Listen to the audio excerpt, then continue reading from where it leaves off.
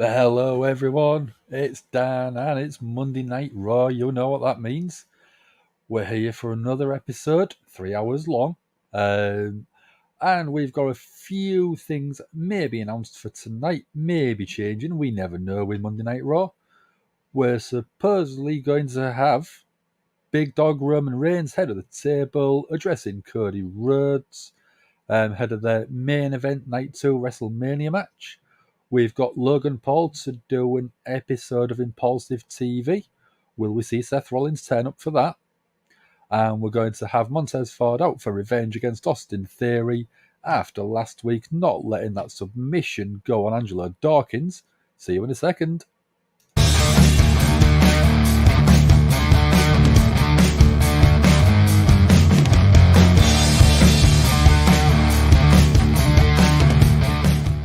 It's Gangrel, the Vampire Warrior. Hello and welcome to Give Me a Hole. Yeah, our podcast. I hope everyone in Yorkshire and beyond is having an awesome day. Keep fanging and banging.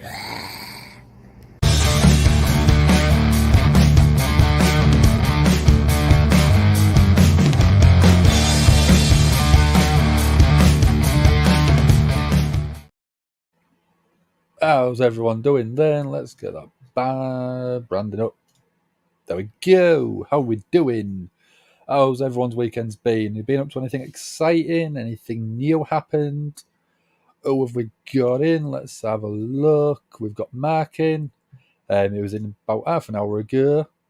Andy Kaufman being inducted into the WWE Hall of Fame. Goldberg deal expires. Interesting. I saw the Andy Kaufman thing a couple of hours ago. He had a little bit of wrestling sort of connections and stuff like that. Probably going in the celebrity or sort of celebrity wing, I would presume. I have put a little message in already for people. Want to have a bit of fun tonight. Favourite matches. So what I want from everyone in the chat, and I'll be doing them throughout the night, is favourite matches and why. So I put it straight out, and we had Michael, one of our YouTube community. Straight in, my two favourite wrestling matches are Ric Flair versus HBK in Flair's real retirement match, because it's the match where he became a true wrestling fan. That's in my top 10 straight away. I completely agree with that one. I can't fault it. Storytelling, emotion, absolute massive emotion in that match. And the other one you've gone for, Daniel Bryan and Batista versus Randy Orton, WrestleMania 30, because you love Daniel Bryan. It's a good reason as any. Yeah, I mean, Daniel Bryan beating every member of Evolution, or apart from Ric Flair, obviously, in one night was pretty much a done deal on making you a superstar on it. He was already there, but being able to sort of beat everyone, take the title, become undisputed champion was absolutely magic. For Norma, we've gone Jamie Hayter beating Toni Storm for the AEW Women's Championship. Great match, can't deny that. That was absolutely a stormer of a match. And we've got Jack in. How are you doing, Jack? Jack's favourite matches, Austin versus Brett, WrestleMania 13 submission match, because it's just that. The double turn on it was amazing. The storytelling on it was great as well. The iconic picture of Austin with a blood red mask. Absolutely brilliant, absolutely beautiful. Jack agrees with Norma. Yep, I agree as well. Andy Kaufman being in the Hall of Fame mean for REM? Reb? What do you mean?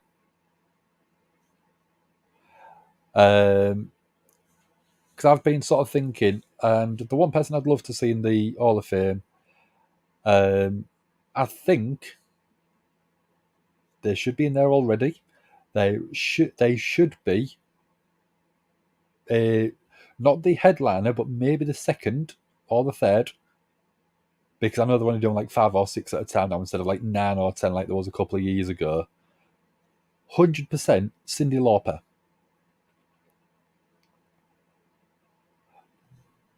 REM the band, okay.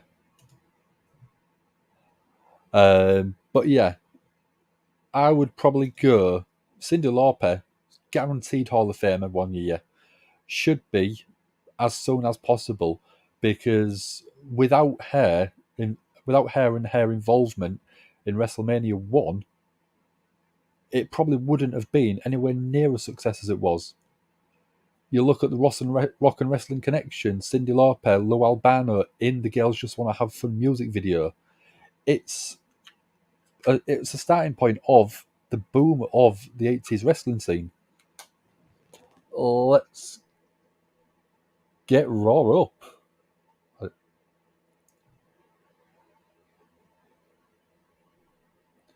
We've got the Then Now together.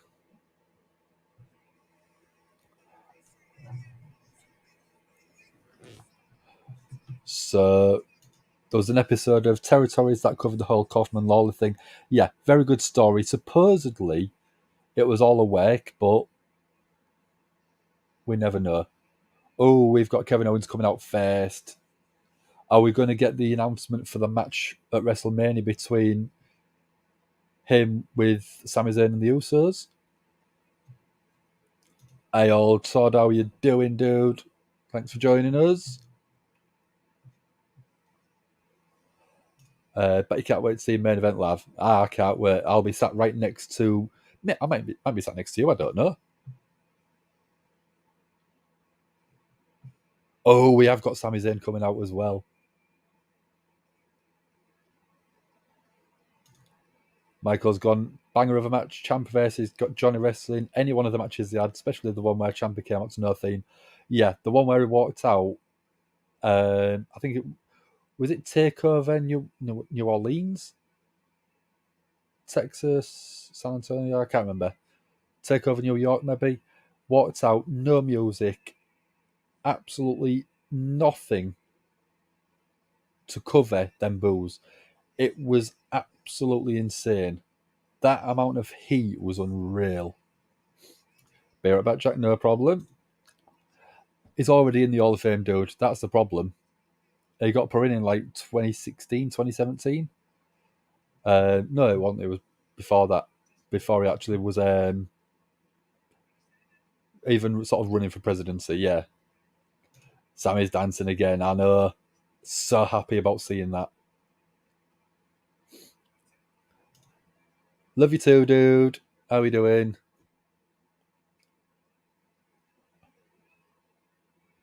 So we're getting a recap of SmackDown from Friday, where the Usos took out Sami Zayn, and then the return of Kevin Owens to protect his long-time friend, long-time frenemy.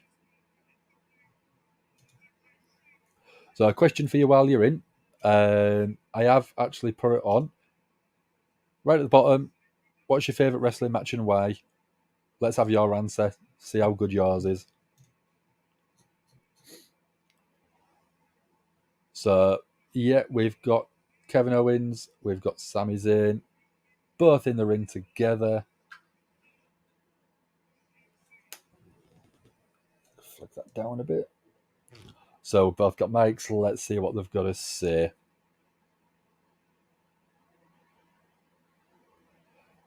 The singing Sammy's song as well.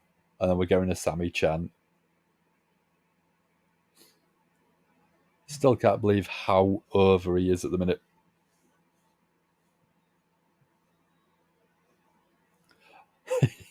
Kevin Owens just saying, I think they like you. And now we're getting a KO chant.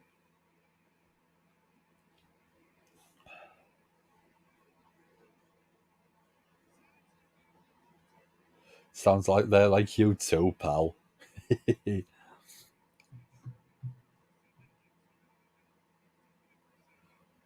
Kevin Owens appreciating the fact that they only did it because of what he said.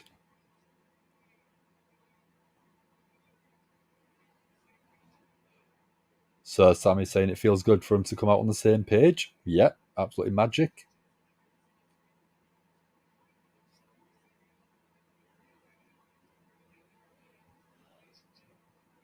Sammy's saying he still gets it. Mark LFC saying HBK and Brett. Austin versus Rock, great rivalry is absolutely amazing. I agree. The Iron Man match, HBK and Brett, absolutely amazing storytelling. I think it needed a little bit more in it, but in terms of the rivalry, it came to a head. Yep, I agree, Mark. Sammy's saying they've come out, they've done everything, they're on the same page as brothers now.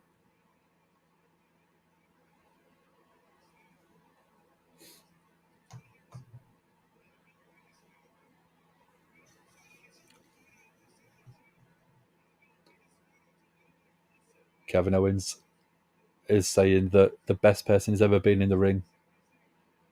Best person ever been in the ring with is Sami Zayn. And he's been telling people it for years.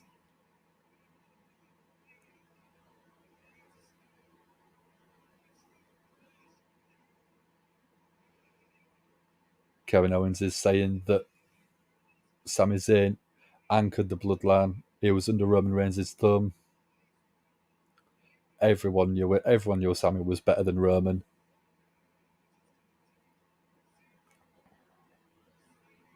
He's saying he couldn't understand Sami being under Roman's thumb by choice. Kevin Owens agreeing that last week was the time that changed his mind.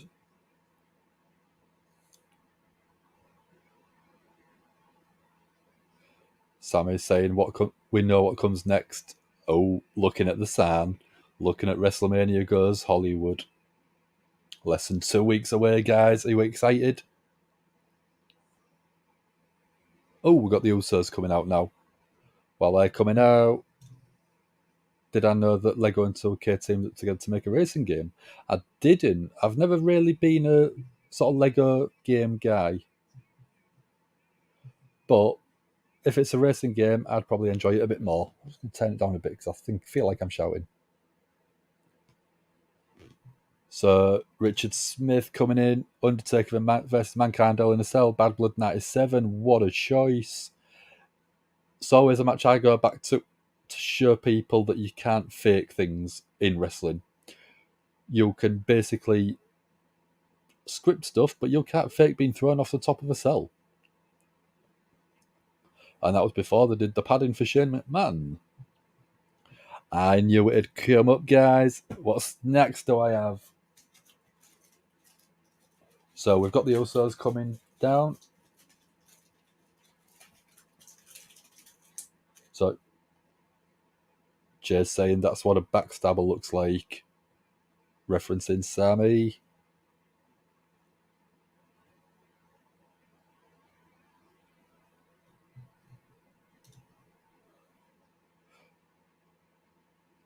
So Jay's saying that they're going to backstab each other. Is that a teaser?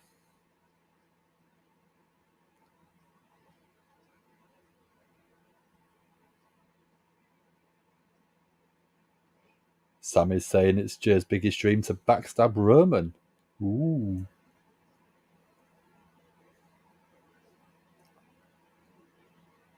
Sami's the only one in Dream World, says Jimmy.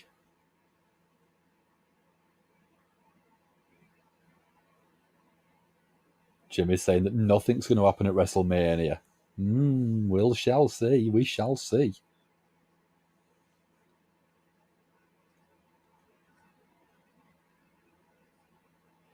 Kevin Owens is saying that everyone knew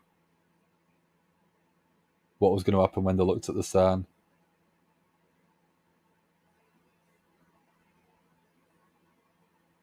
There's only one place to do it. There's only one place to settle this. Jimmy, you and your brother versus me and my brother for the tag team titles at WrestleMania. Obviously, they're putting it out there. Don't worry, Michael. I'll get to the answer in a second. Don't worry about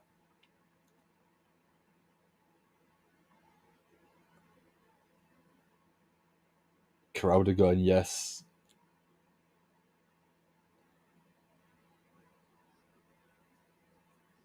Jimmy saying that they don't deserve a shot at the titles.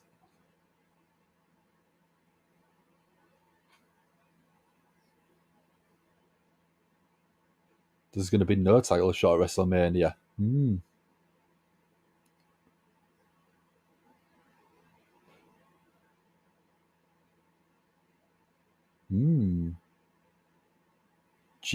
Could Jay be one agree to the match?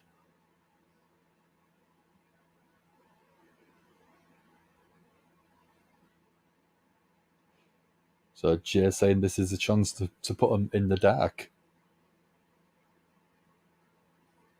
They accept. There we go. We've got the match. Oh, they'll see you right now. So it's kicking off. Jay in the ring with Sammy. Jimmy outside with KO. KO bounced off the ring post. From behind, Jimmy taking out Sammy. Sammy's got both of the Usos, trying to take them both on at the same time. Kevin Owens clotheslining Jimmy over the barricade.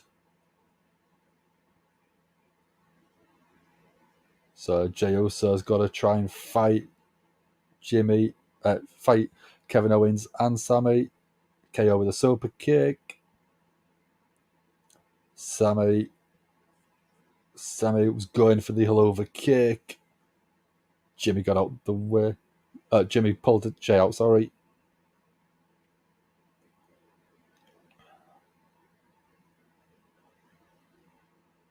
Oh, Jimmy getting a steel chair. Jay getting a steel chair.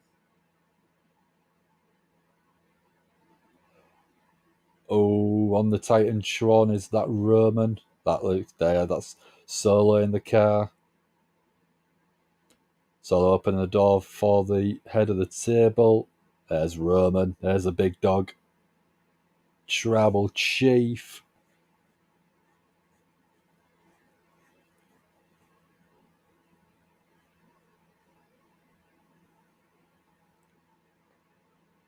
So looking at it, the Usos have basically calmed themselves down because they know that the head of the table is here. So less than 2 weeks till we get that match at WrestleMania. I'm excited. I can't wait. I think that'll be a great match. I think that'll be an absolute banger. So there we go. Let's get to it. I've got what are called fridge raiders, which are basically roasted chicken pieces in a little bag. Absolutely delicious. I've got 3 packs of them. Have I got 3? Yeah, I'm still going. Oh no, I've got 4. Oh, Sassy won't be happy if she's watching. I've also got mini Baby Bell, basic cheese, absolutely Edam cheese, and little balls. I could probably go through a full pack of them by the end of the night. And I've got some caramel Kit Kats, 2 bars. Can't wait. So yeah, we've got Austin Theory coming out. So let's get the banner going. I'll get a poll going as well in a minute.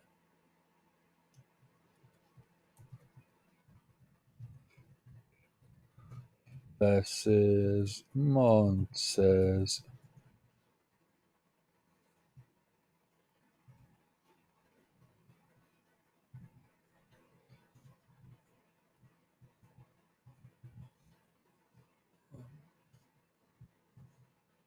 I'm going to get that poll going for you guys because I know there'll be people asking about it in a second.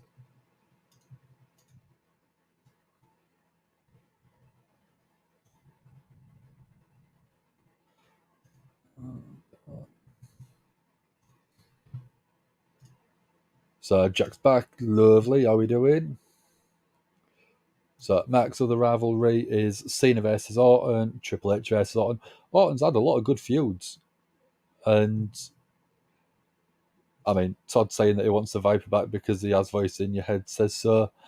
The problem with it is I think that the injuries that he's had and the surgery that he's had, it's a possibility he could never wrestle again. I hope he does. I like seeing him in the ring. But I do think that you've got to think of your health first. And if he's not ready to perform, if he's not able to perform, I don't want him to come back and really injure himself and cause something life-threatening. So do you guys think Bloodline loses all the titles or just Roman or just the Usos? I think at WrestleMania it'll be everyone. I think you have Cody win because that makes sense. That's why they've brought him back. That's why he's going to be main eventing and winning the Rumble. And I think the Usos losing their titles, how over Sami Zayn is at the minute, I don't think you can not put a title on him. And I think it'd be ridiculous not to put the titles on him. Jack can't wait for Hell in a Cell. Yep, I agree. I can't wait. That's just dirty. Them ones, they're delicious. I know. They do stink the house out, but they are worth it because they're yummy. Michael loves a baby bell. I do too. Give me a block of cheese. I'll just sit and eat it. I'll sit and eat a full block of cheese on the stream. Just nomming it. Yeah. Got Misfit Gamer from Twitch. Usos versus Kevin Owens and Sami Zayn is official. I can't wait. Yep, me neither. I'll let you know, I've been planning that match out since November, probably before that. Ever since they started teasing the Kevin Owens story, I sort of, in my head, I planned it. Same as the Rey Mysterio retirement / Hall of Fame and stuff like that. I mean, I said that they was going to go against each other at WrestleMania back before September. Before Dom even turned heel. WrestleMania needs to be the downfall of the Bloodline. I think it will. Don't you worry about that, dude. I think it will be 100%. Along with the snacks I've got a cream soda drink. Oh, there we go. American cream soda. I've also got a mixed berry Emerge energy drink for a change. Something different. And everyone who knows me knows I've got my Deadpool cup of tea.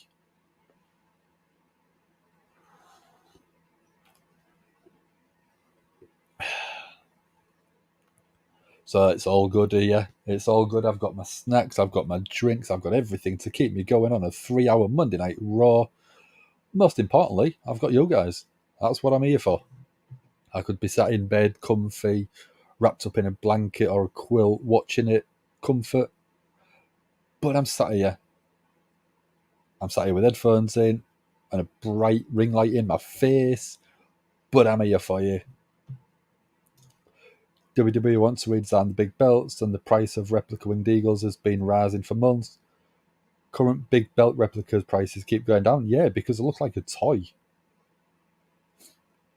I think out of all of the WWE titles right now, I'd probably say the best looking one is the United States title. And even that looks like a trinket. We've got a Lego Ewok in. How are you doing, Lego Ewok?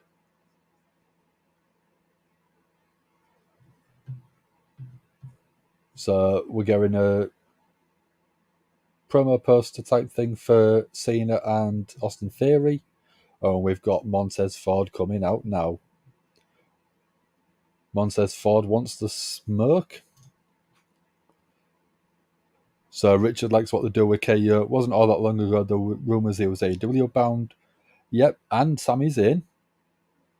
And once they're basically re-signed, they've basically been given absolutely high-profile matches, high-profile stories, which I think if they went to somewhere like AEW, they'd get lost in the shuffle. What bar is my can? It's the American cream soda bar. It's from 1875, I think. That's the company, obviously. Jack's wrapped in a blanket watching me.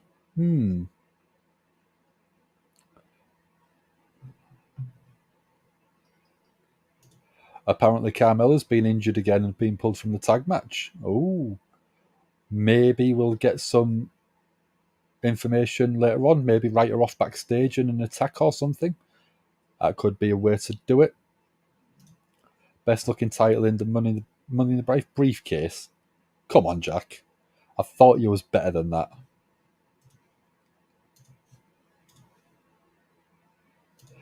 It's already done for you, dude. Was ready. Saw it coming with a tag match at Mania. Yeah, I mean, it makes complete sense. So why wouldn't you do that? But yeah, I mean, sometimes the obvious choice is the correct choice. We don't always need a swerve, do we? Sometimes, I mean, like Daniel Bryan winning at WrestleMania 30, being able to build that story and put him into the main event match and then him win, it just felt right. So why not do that? Give the fans what they're after. If they are shouting, screaming, clamouring for that match to happen, give it to them. It's going to pop. It's going to drive ratings forward because people are engaged.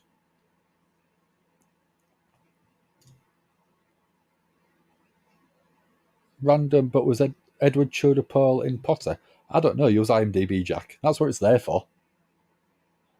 I'm watching wrestling. We've got Austin Theory and Montez Ford.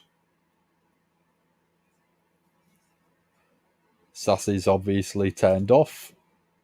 I presume so. I did get a message off her a couple of days ago saying she's doing okay. She's not perfect, but she's doing well. Montez Ford with an amazing front flip. Oh, Montez Ford doing You Can't See Me. To Austin Theory.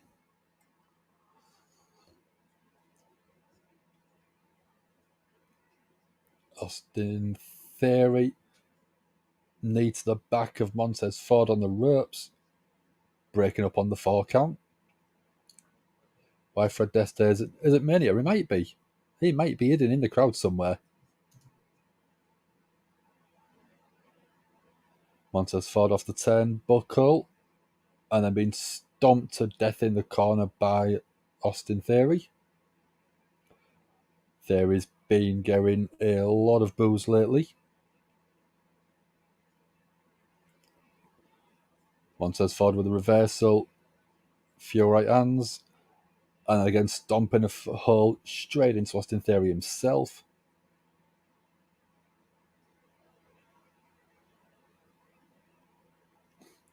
Austin Theory off the ropes, and then Montez Ford with a clothesline, taking Theory down. And then a clothesline to the outside. Theory dumped to the outside. Montez Ford throwing Austin Theory to the outside over the barricade.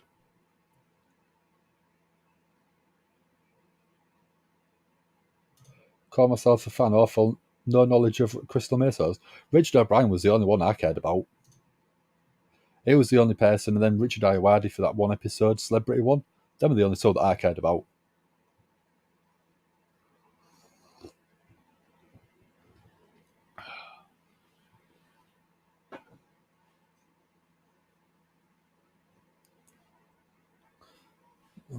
What was it?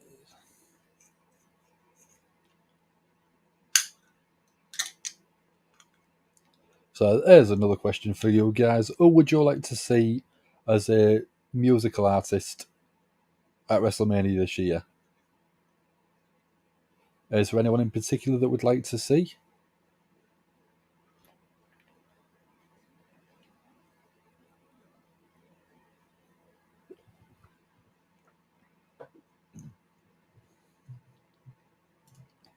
Andy Kaufman's finally going into the Hall of Fame. Yeah. I think it's it's not an unusual pick. I think it's a pick that I wouldn't have expected. But I don't think that it did sort of help mainstream wrestling in the late 70s, early 80s. So being able to sort of put someone like that in the Hall of Fame and give them a bit of recognition is always worth it. So you love Richard, but they've been putting Ed Shoulder Pearl episodes on YouTube. Yeah, but if it's not the Richard O'Brien episodes, I'm not interested in them. If it's not Richard O'Brien, I don't care, really. He was such a better host.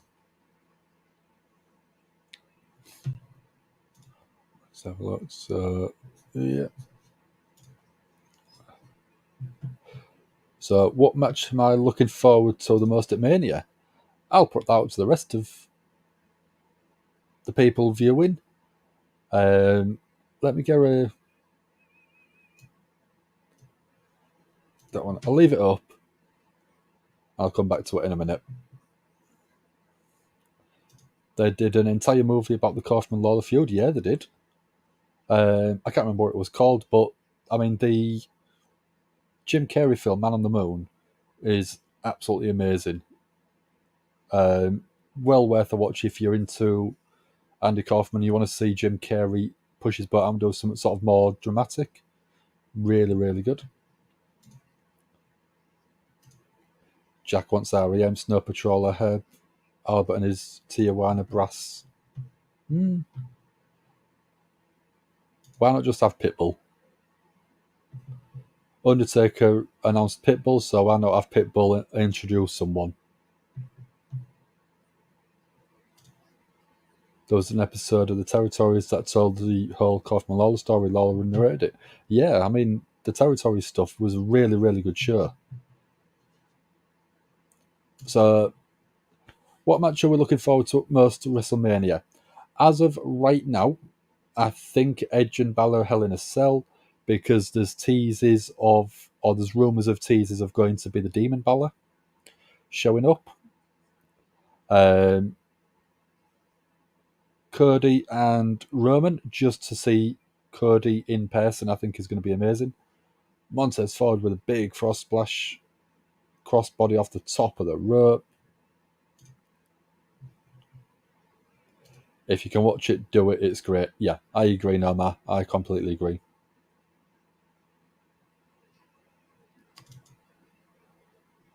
Michael's looking forward to Sammy and KO versus the Usos. I can agree with that one. Do you think that should headline night one of WrestleMania? Or do you think it should be the Women's Championship, Charlotte and Rhea? The movie had JR and King. It's strange to watch after. Yeah. Andy Kaufman isn't listed as a celebrity inductee, which is interesting. Montez Ford with beautiful moonsault, straight to Theory, standing moonsault. Athleticism is out of this world. Montez Ford, what's he going to do?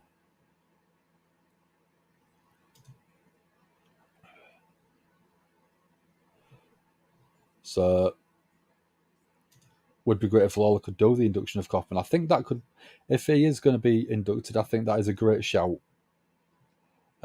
Introduce him, sort of put in with one of his biggest rivals. PW Insider is reporting there's been talks of inducting a referee into the Hall of Fame. That is quite cool. I think that Charles Robinson, Little Nate, as everyone knows him, is a good shout. Montez Ford, beautiful suicider over the top rope, front flip to the outside onto Austin Theory, landing on his feet. Ridiculous. Referee, yep. I mean, you can't not look at Charles Robinson. Maybe even Hebner, Dave Hebner and Earl Hebner. Maybe as a team. Michael thinks Flair and Rhea should main event because Rhea deserves it. I completely agree. Austin Theory with the Airtime down. Gets a 3 count. That's a shame. I was hoping Montez Ford would have won, but probably need to build up Austin Theory before heading into WrestleMania.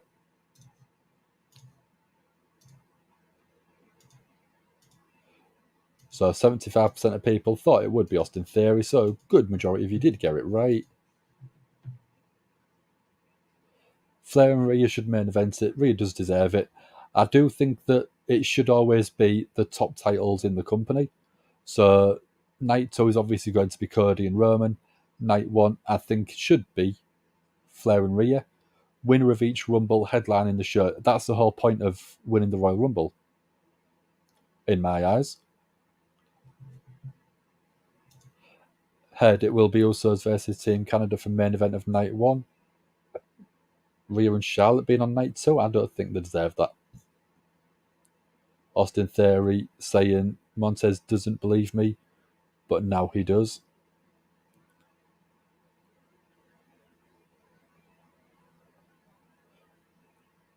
Austin Theory looking straight down the camera lens, saying, John Cena, you don't believe me, but at WrestleMania you will. Really intense, very short and sweet promo.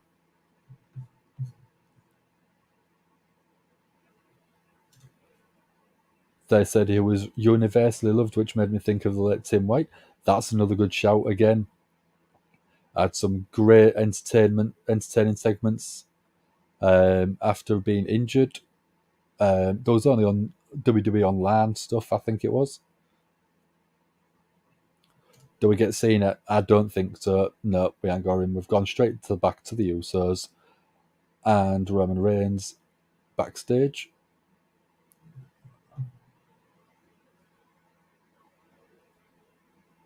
Roman's saying that the Usos look like they took a beating out there.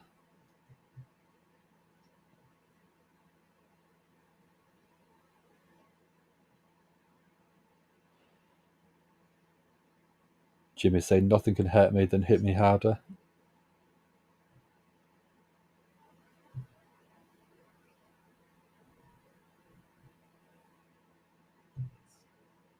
So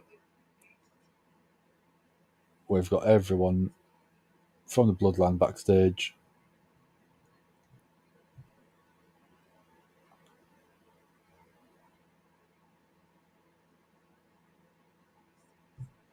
Jimmy saying he'll never forgive Sami Zayn for this.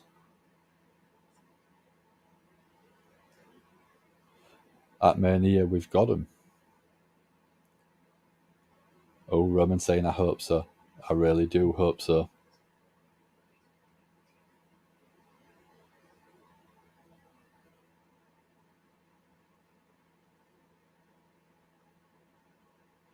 So Roman gets everyone to leave, but Jay stays. Oh, what's going to be said?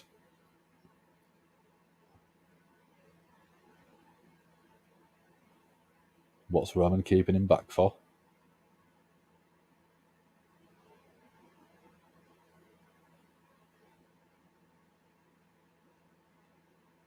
Oh, we're not going to find out. It's gone to a commercial. Rhea can still get her moment. It doesn't have to be in the main event. No, I agree. This year is the one with the tag titles have to main event. I do think that storyline wise, the tag titles have got the bigger calls to be in the main event. I don't think it is going to be a better end to the show if you have the faces win on night 1. But in all fairity, you could have the heel win Rhea on night 1 and then Cody win on night 2. Amaga, China, and Michelle McCool will not be inducted this year, as well as David Bautista. Dave's filming new movie. Yeah, he was trying to get time off to get across to be inducted, but he's just not sure he can get there. Solo to win the WrestleMania Battle Royal. I don't know if they're doing it this year. Normally they've announced at least a couple of participants at this point, but they may do it, they may not. So we'll have to wait and see.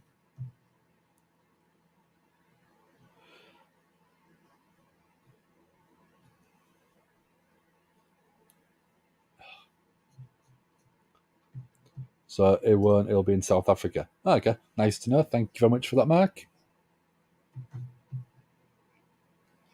Jack saying he's afraid he's very tired. Charlotte will be the first woman to have 2 main event matches at Wrestlemania and lose both. Yeah. He's been up since 7. Yeah. I've been up since 8, dude. And I've still got another 2.5 hours before I can even go to bed, and I'm back at work tomorrow. Tomorrow's my Friday, Saturday, Sunday, Monday. Tomorrow's my 5th day in a row. Cyndi Lauper won't be going into the Hall of Fame. She'll be in New Zealand on tour during many weekend. Yeah, I know. I didn't expect her to be, but I think she is someone that should definitely be. She should definitely be in the Hall of Fame at some point very soon. 8, yeah. I've got to be back up again at 8 to go do another full day at work. But then once I finish... No, I don't, not even when I finish tomorrow, I've got the day off. I haven't. I've still got to work Wednesday as well. Yeah, today was my 4th day, tomorrow's my 5th, and I've got Wednesday, which is my 6th day in a row.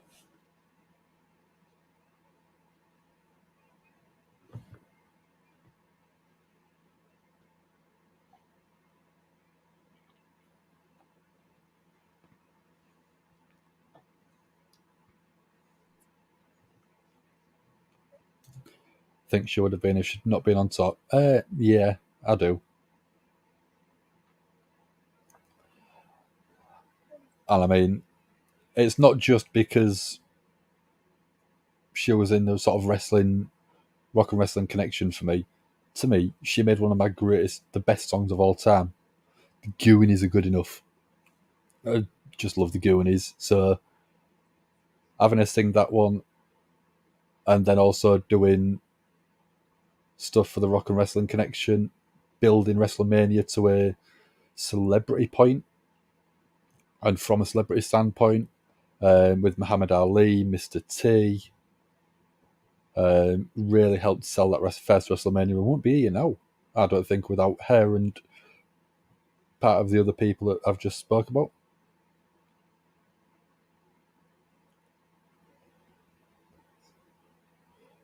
Roman saying that he hasn't seen Jay, hasn't heard from Jay. Got to beg Jimmy to get some answers from you. And now he's back and making decisions. So to make decisions, you've got to be a part of the bloodline.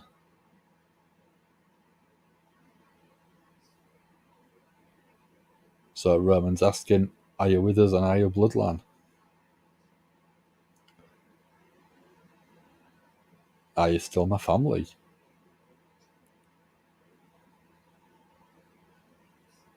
Jay saying he's with you and bloodline.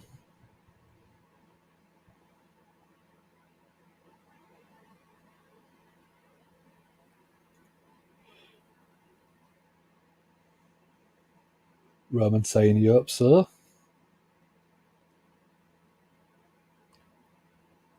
That's all Roman really needed to hear.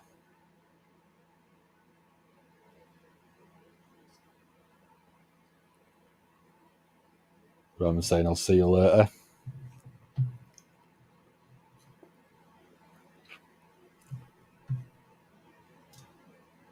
Don't worry about being a bit late, dude. I almost forgot earlier on when I was sort of setting it up that I needed to set it up for 12 o'clock instead of 1 o'clock because obviously the clocks have changed in the US. So Misfit Gamer says that Sami Zayn and KO was locked in for night 1 since Elimination Chamber. Yeah, I'm not surprised. The pops that Sami was getting. So we've got the wise man asking Roman, did he get the answers he was looking for? And then Roman saying, yes, he did.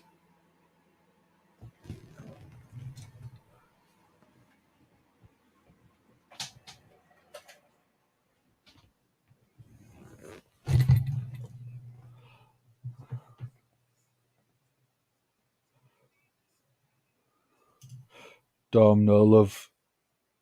You're back from Jay. Yeah. Paul Lemon just off to the side of the camera. Yeah. So we're getting a fatal four-way tag team match. Street Profits, Alpha Academy, Viking Raiders, Braun Strowman and Ricochet. That's still WrestleMania showcase match. 8 people in one match. I'm still hoping we're going to get either a ladder match or a battle royal or something like that. So we've got Adam Pearce talking about showcase matches, and we've got Chelsea Green interrupting.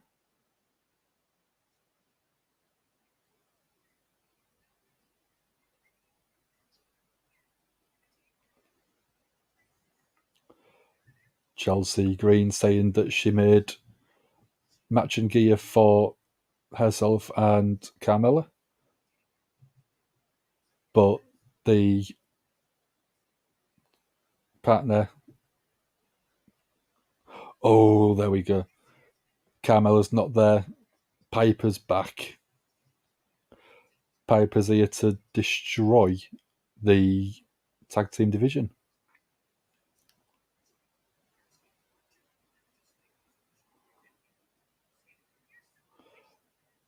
So Chelsea keeps interrupting and wants to be in the showcase match at WrestleMania. So Adam P is saying he's still finalising the teams.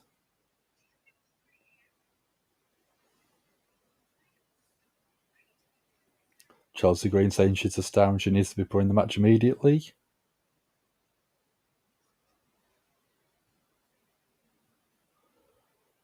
Chelsea Green is teasing, going onto social media and blocking Adam Pearce.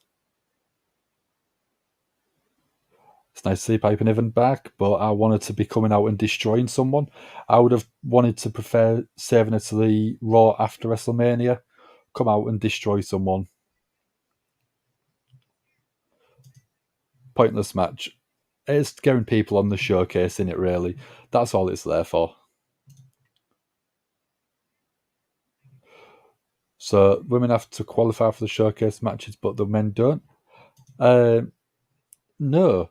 By the sounds of it, it's basically they're going to be... Adam P is just choosing who it's going to be.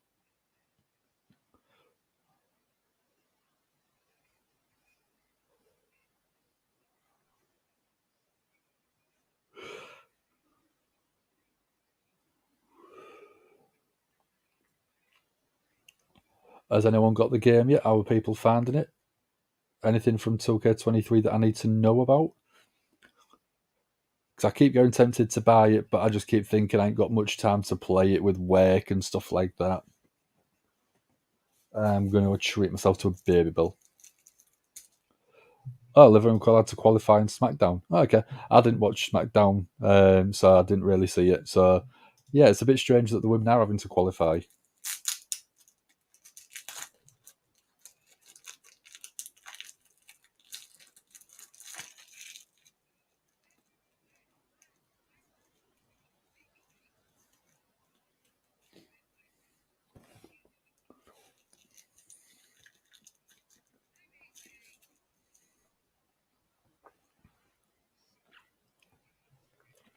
Jack thinks he's losing his battle to sleep. Go to sleep then, dude. Get yourself to bed.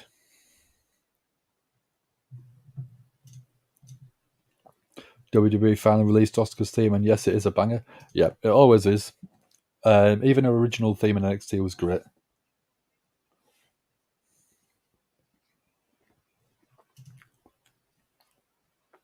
Good night, Jack. Thanks for joining, and I shall see you in a couple of weeks. Did you get the WhatsApp? Not the WhatsApp, the message I sent you. Yeah, you did. I forgot you sent me a reply back. I've got him a little treat when I see him at Mania. while we're on the commercial break, I'll show you what I've got him. And what I'm going to do is get our old friend Dom to explain it. See you in a sec.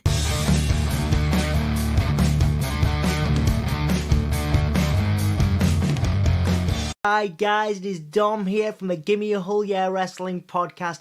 This episode is proudly sponsored by Hull's own original American chip spice. If you'd like to find out more about this delicious seasoning, you can do so at americanchipspice.co.uk or linktree.com/chipspice. That's CHIPSPIC.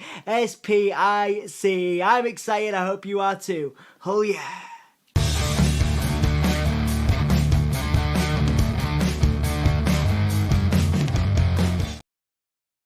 There you go. That's what I've got, Jack. I've got him a couple of tubs of chip spice. I've also got a couple for Sam. Sam already told me he's going low on the ones that he's got at the minute. Nomad's saying the wish would let Piper get into a serious feud with one of the major stars, maybe Bailey. Yeah. If Piper's come back with Chelsea Green, she's obviously a heel, so you wanted to go against a face. So I think having her put in a good match against someone like Bianca would be a bit better option. Oh, yes, cheers, Joe. No worries, Jack. Good night, Jack, says Michael. Omos is about to squash Mustafa Ali. I'll get that banner ready then. Omos versus Mustafa Ali.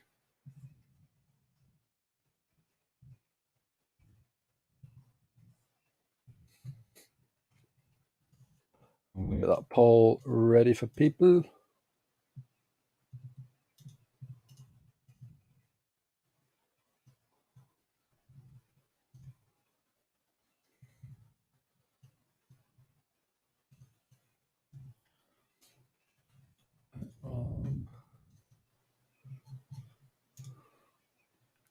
So we're getting a sort of promo package of Brock Lesnar and the Omos match. So I've got Brock on first. Site you looked at that sold chip spice didn't even list shipping to the US. Probably pretty high. Yeah, love to try it. Are you going to Mania at all, dude? Or is it a bit too far from where you are?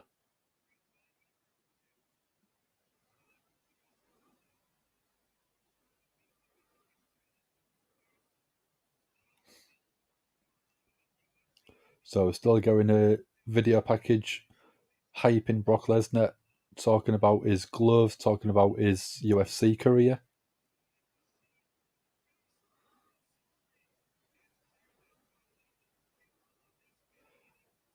So talking about how Brock can decimate anyone, but he's never gone against up anyone as big as Omos.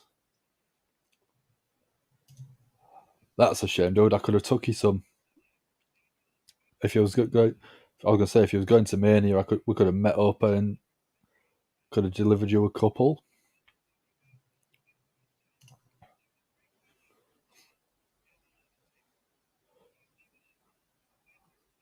So Moss is actually 2 inches taller than Shaquille O'Neal.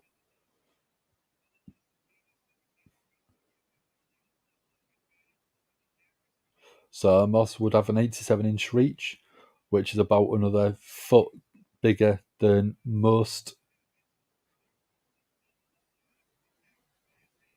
sort of double most, foot bigger than most average fighters.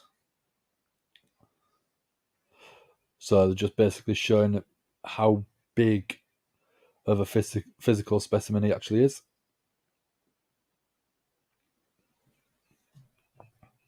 Pretty good promo, yeah. It's really, really well done to build up each person as a beast. I mean, his hand wrapped around Brock Lesnar was ridiculous. Brock's got some big hands, but Omos is bigger.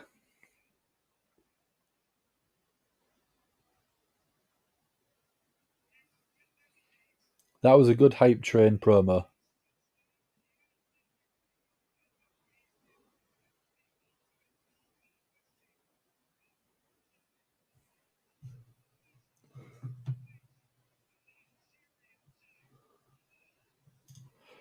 Sell plenty of others around your parts of the country. Current favourite is called Slap Your Mama.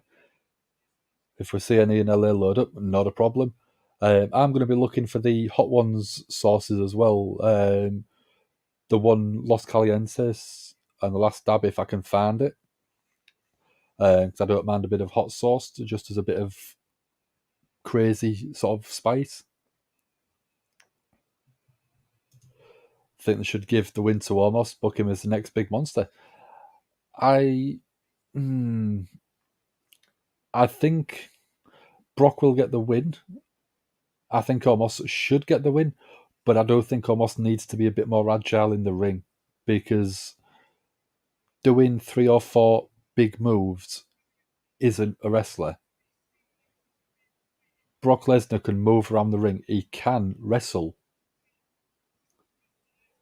But I do think that the size difference means that Omos probably will get the win, because that's a Vince McMahon booking decision.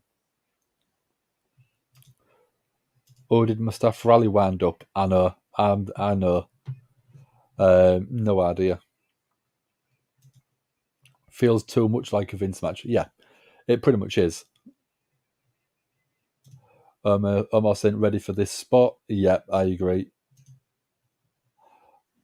But Omos, I do think, is someone that has got the right shape to be a performer that could be a big success.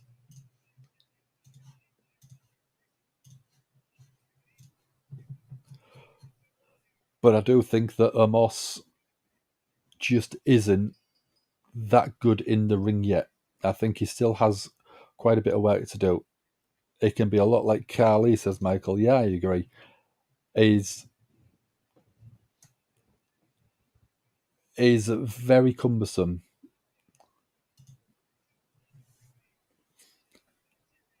Mustafa Ali just being shoved into the corner from Omos.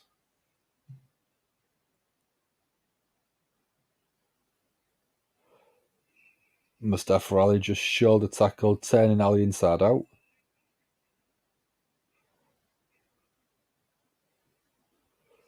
Dolph Ziggler's backstage, watching on. Apparently there was a BS rumour that Triple H thought Gunther was ready for Brock, but Omos is. I'd have loved to have seen Brock and Gunther, but they could save that for SummerSlam, I think. SummerSlam, I think, would be a good sort of showcase. Omos already won. That didn't take long. Omos 100%. Yeah, it wasn't really a match, was it? If I see Frank's hot sauce or Frank wing sauce, it's excellent. Tiger sauce, okay. I'll keep my eye out. Oh, Gunther wasn't ready. What? Gunther, after putting a match on with Sheamus like he did Clash at the Castle, is ready for anyone. So Brock Lesnar will learn to fear the Nigerian Giant at WrestleMania.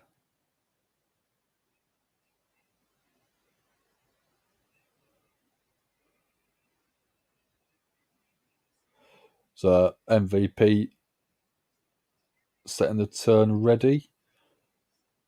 2 weeks to go before we get Brock versus the Nigerian Giant. We've got Logan Paul now.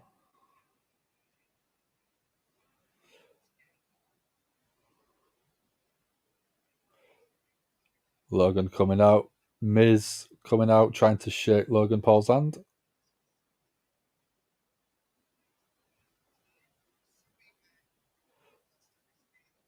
So ImPaulsive is going to be with the Miz.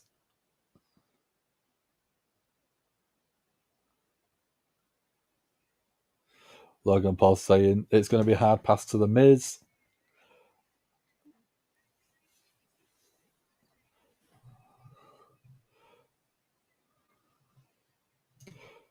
So Mr. Gamer saying he knew it was BS because of Triple H has booked him since taking over creative. He's been absolutely on fire. There's Logan Berg Cody's going to be fighting on SmackDown this week.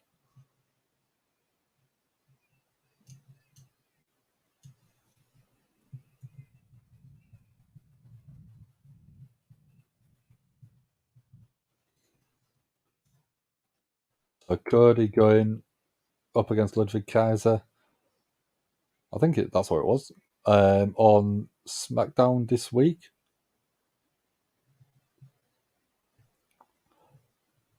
So let's get back to my question. What's your favourite wrestling match and why? I'll throw one of mine out there while we're waiting. For me, one of my favourites of all time, and it always will be, is Triple H, Hunter Hearst Helmsley, and Cactus Jack at the Royal Rumble 2000 in that street fight that basically made Triple H feel a legitimate main eventer. Just because the way that Cactus Jack sold for him and took some ridiculous bumps.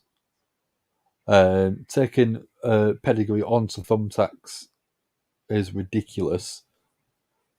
And Cactus Jack / Mick Foley was just such a giver to the wrestling community. So, I mean, that's in my top 5 matches of all time because it was just that iconic at the time. And it's just still such a good match looking back now, over 20 years later.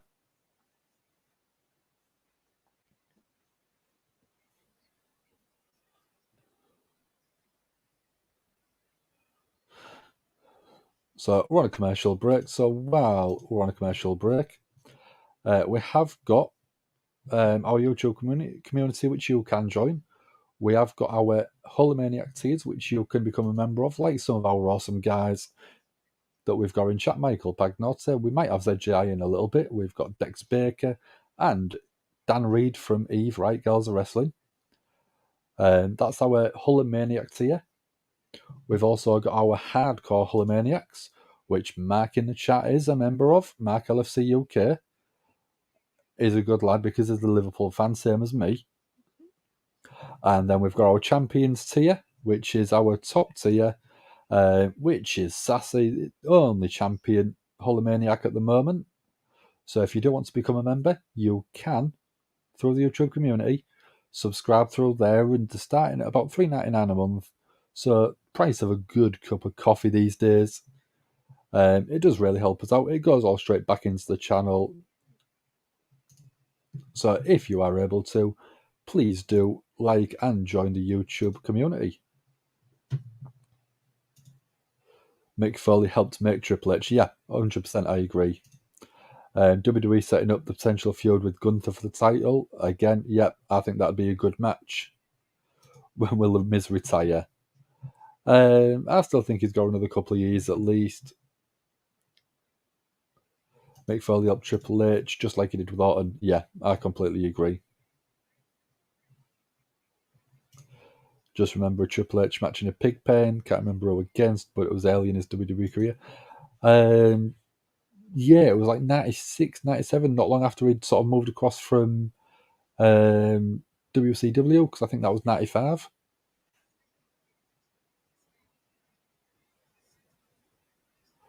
So yeah, I can vaguely remember it, but I can't remember off the top of my head. Let's have a look.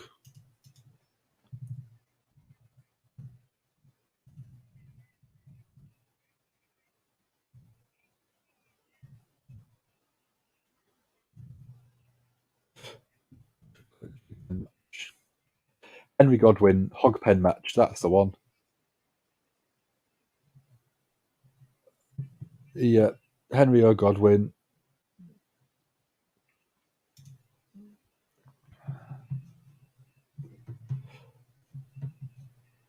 When was it? Back in, yeah, made his debut back in 95. Yeah, I knew it was not far off.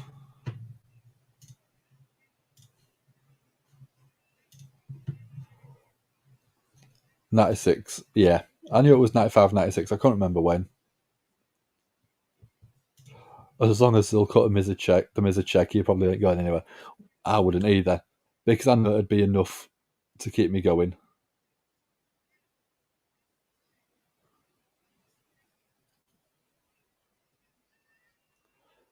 So I've got Logan Paul in the ring.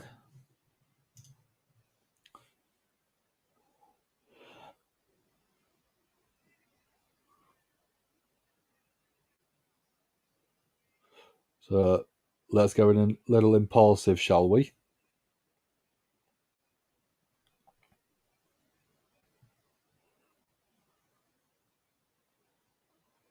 So let's see what he's got to say.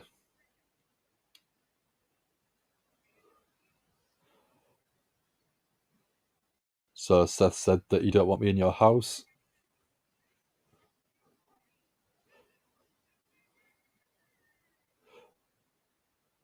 So do people like Logan Paul at the minute? How are people finding him? Because the crowd are booing him at the minute.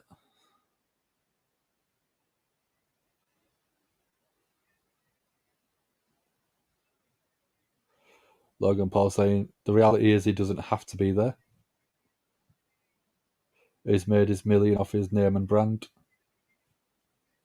He's here because he loves it. And sadly, y'all don't love him.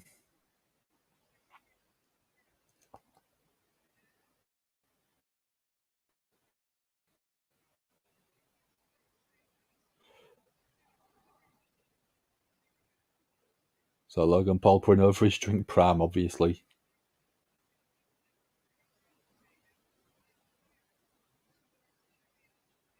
Logan Paul saying no matter how many people he beats up, no matter how many superstars he wins against,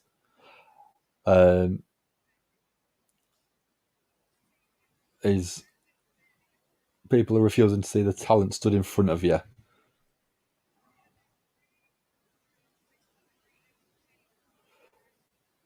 Is a 360-degree entertainer.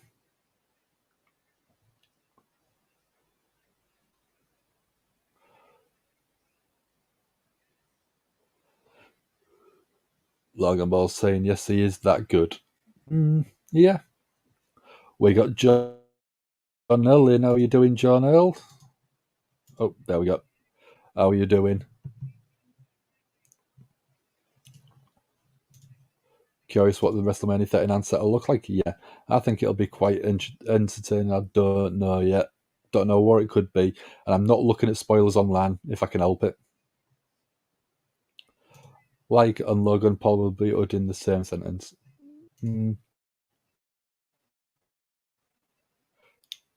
So what about I dislike Logan Paul?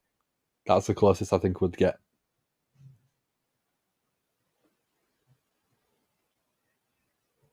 So Logan is still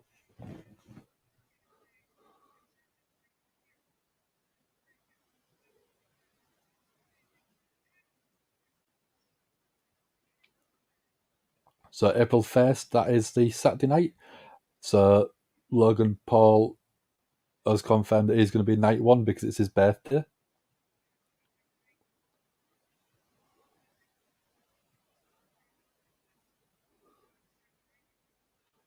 Logan Paul saying Seth is one of the top three. It's hard to be afraid of someone called Seth.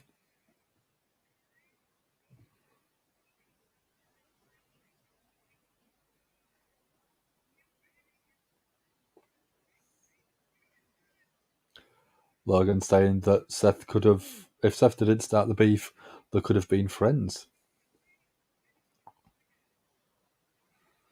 Logan just wants to see him knock Seth out again.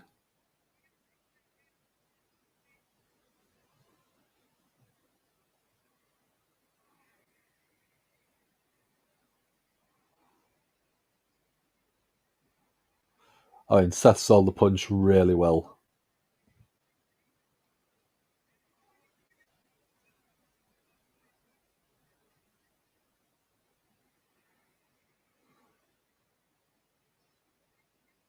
I mean, he did drop, didn't he? Like a sack of potatoes. So Nama saying, I'll give you one thing. The buckshot lariat he did with Elimination Chamber was spot on. It was absolutely beautiful, wasn't it? It was perfect. It's better than Punk's. Michael thinks Logan should win at Mania. I would prefer to see Seth win. I understand the celebrity involvement and the celebrities need to get the win usually, but I just think that microphone's cut off for Logan Paul.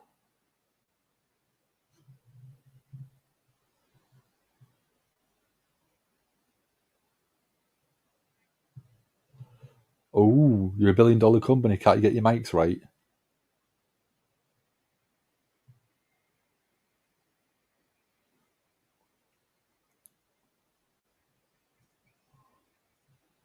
Oh, so it was Seth in the production studio.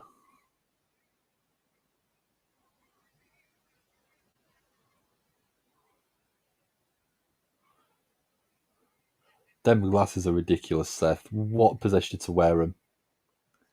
They are hideous.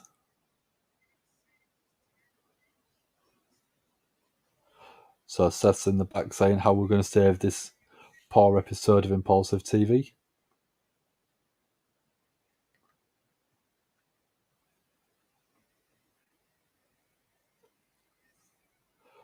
So Seth has started to play his own music.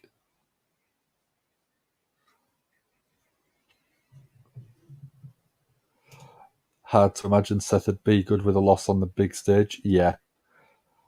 I mean, Seth's the sort of person that can get himself over no matter what he's doing, whether he's winning or losing. So I don't think Logan winning would be the worst thing. Seth would be able to bounce back, not a problem.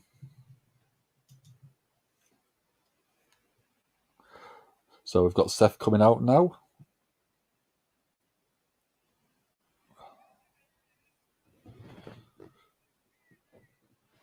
Whoa.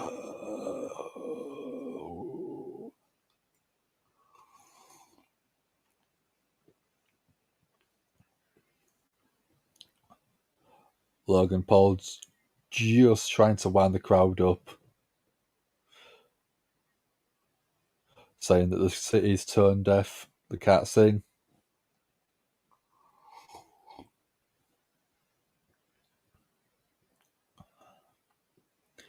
Logan Paul saying that Seth ruined the segment, your outfit's stupid, just tearing into him. They do look like pyjamas though, don't they? They look like an 80-year-old 1980s pimp's pyjamas. They look ridiculous.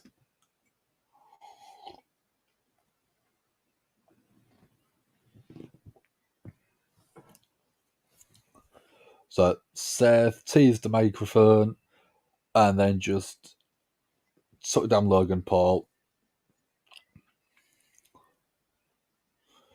So it's Rollins' world. It's not Logan Paul's.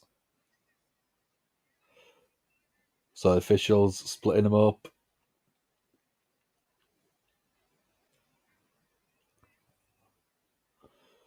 Logan Paul just taking him over the announce desk. They both go rolling over. You've got Jamie Noble, you've got Adam Pearce trying to break it up. Seth takes legs out from underneath Logan Paul on the announce desk. More security trying to separate them.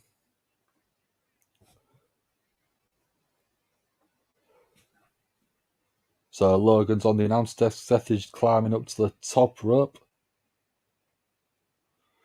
It's not wasting time. Springboard, crossbody off the top, taking out two security.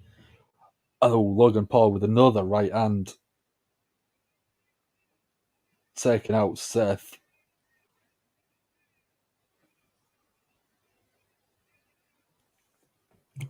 We've got Taylor. And how are you doing, Taylor? Rate the crowd singing Logan Paul is money. Heel Logan Paul is definitely money. He's playing up to the sort of crowd don't like him shtick. And just getting it over.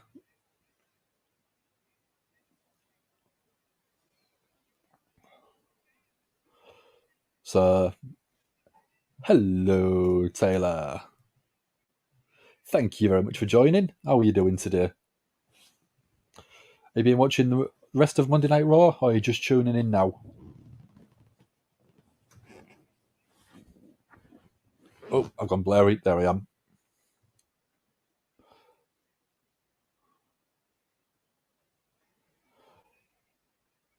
Oh, Logan Paul was swearing, saying, "Damn, Seth sucks."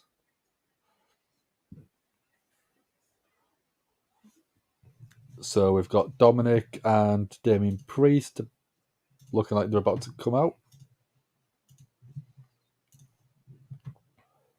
Tired, been somewhat covering it, have been working. Yeah, I know the feeling. I mean, I've been at work all day. I've finished how many hours ago? I finished work about 7 hours ago. And then I came home, had a few hours chilled out, and then back at the ground doing this tonight for people. I'm doing good, a little bit tired, and I'm back at work again in like 8 hours. I've still got another couple of hours left of this, but I'll be good.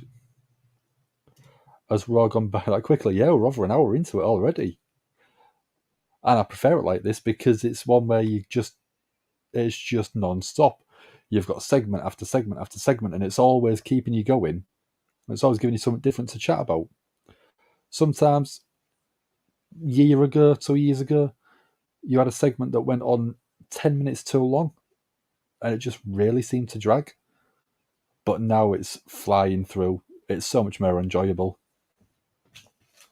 And I'm going to have some of my fridge raiders. It's probably going to stink the room out for about 10 minutes, but I don't care.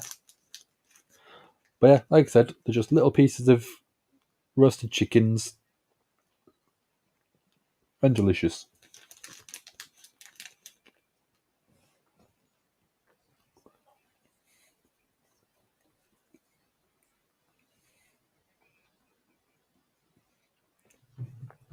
So the question I've got for everyone tonight is, what is your favourite wrestling match and why? So Taylor, what's your favourite wrestling match? Misfit Gamer, what's yours? Let's have a look, see what you've got.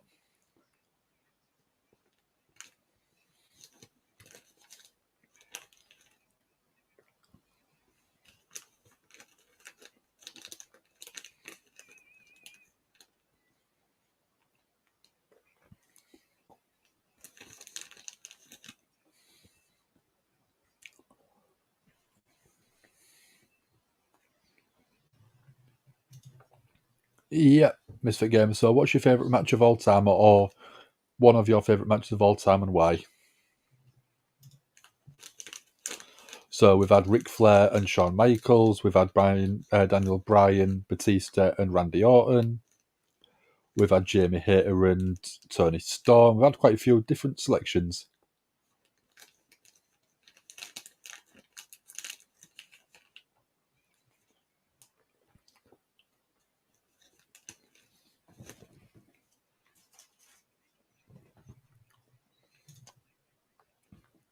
So Misfit Gamer's got two. One men's, one another women's. Go for it. What's both of them?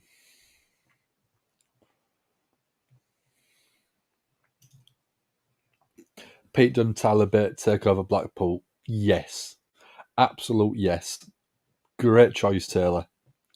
Takeover Blackpool, somewhat away from wrestling at the time, but the announcement of NXT UK brought you back into the ecosystem of wrestling. And his understanding of Pete Dunne and building him up to be the ultimate heel for his prior attack and his motives to Bate were incredible. Yeah. I mean, Pete Dunne and Tyler Bate, that's the one where Pete Dunne actually won the title, wasn't it? Absolutely amazing match. Psychologically very well done because it was a lot of the joint manipulation, which is Pete Dunne is known for. It was the British strong style, which just works so well. I'd love to see proper bruiserweight Pete Dunne against Nakamura in a British strong style versus Japanese strong style head to head, because I think that would be an absolutely insane match.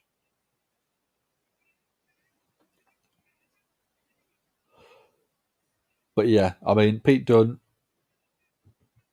the NXT UK guys always, to me, had very good matches because I was given so much more freedom.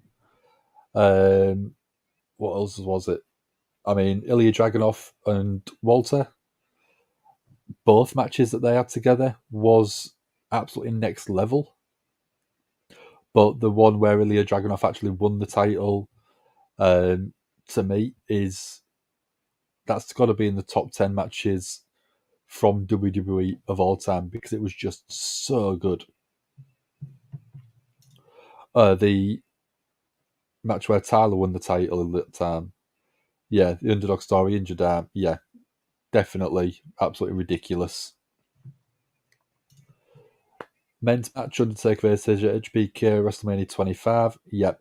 25 is better than 26 when Shawn Michaels retired. I wholeheartedly do think that the 25 match is better.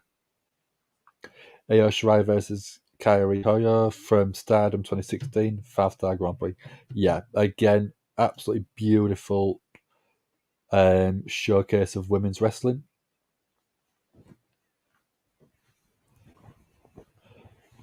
So we're going to recap of SmackDown from Friday, where Dom said he won't fight his son at WrestleMania.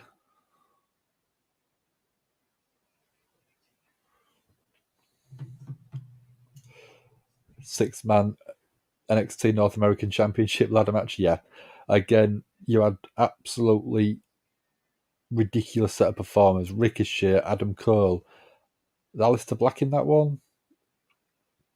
Who else was the? Can't remember off the top of my head, but yeah, again, it was action-packed from start to finish.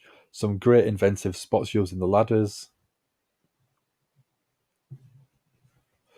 So Dominic Mysterio, Johnny Wrestling. Let's get a banner and a poll coming up for that.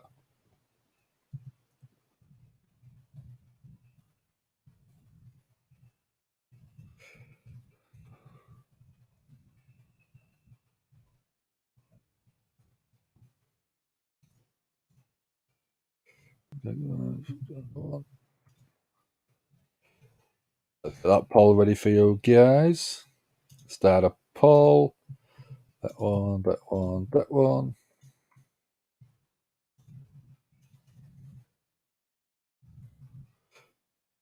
Gargano, Dominic Mysterio. There you go. Get your votes in. So in the first hour of Raw, there's been a total of 6 segments with far more left. Yeah, definitely. Yeah, that. Yeah. The Velveteen Hell, as I call him now. You know how I mean. Alex the Black NXT title, yeah. How are we doing, Andrew? Thanks for joining. How are you doing? How's your weekend been? And you've been up to much today? Company with Dexter Lomis, yeah. North American title match was, yeah. Hell, oh yeah, Killian Dane, big guy. Adam Cole, Ricochet, EC3, and Lasseville, them are the ones. Yeah, absolutely brilliant showcase. And again, another one of my favourite matches. I don't like going back to watch it, but I like the match itself. Is Aleister Black versus Velveteen Hell. Because of the psychology in that match again was absolutely amazing. Gargano with some left hands to Dominic in the corner. Gargano's got some taped up ribs. Dominic with a kick to the midsection, working them ribs, and then shoulder tackles in the corner. Do I know John Cena? Yeah, he's sat at the side of me. You can't see him, but he's there. Don't worry. I'm only joking, dude. No, I've never met him. I'd love to sort of meet him, maybe get a selfie with him, just to say that I've met one of the goats. Killian Dane needs to return. Yeah, I think he's someone that I think is a great performer. Gargano with a suicide to the outside to Dom.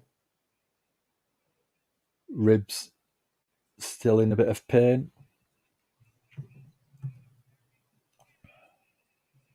Alistair wrestles Andrade for the title on the same show that was main evented by Ciampa and Gargano. Yeah, great set of matches.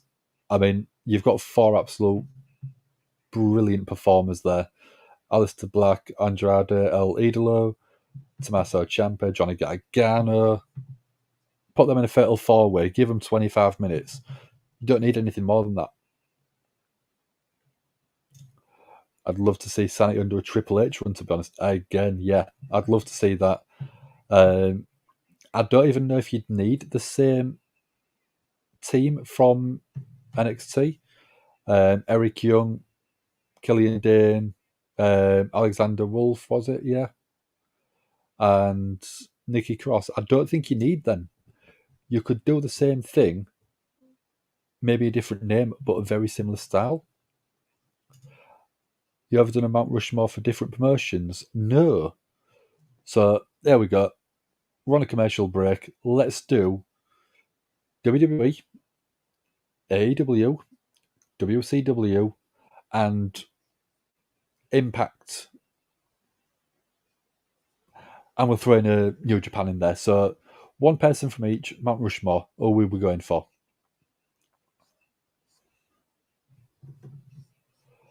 Do I like Randy Orton? I do. I miss him. I miss him. I miss Riddle.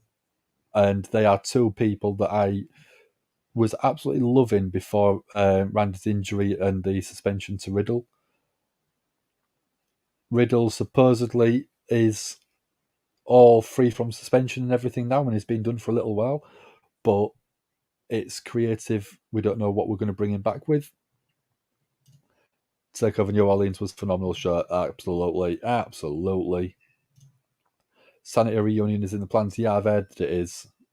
I heard that is in the rumor mill. WWE, AEW, New Japan, Impact, and I was going to do WCW, but you can put that under the WWE banner if you want. I mean, Misfit Games already done it, so Nikki'd be absolutely have to be in it. Perfect leader. Yeah, crazy leader. I think it'd be quite good. So Misfit Game has gone Austin, Sting, Omega, Styles, and Okada.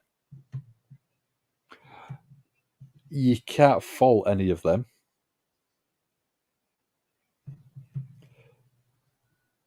AEW would have to be Mox. Yeah, I think so. So I tried to put a formatted message in. Yeah, don't worry. So I disagree. Yeah, like I said, I don't. You could do a similar gimmick. It doesn't have to be the Sanity name or the Sanity people, but you could do a replica of that gimmick. The same way that you had Hulk Hogan, Lex Luger. Same thing, different name.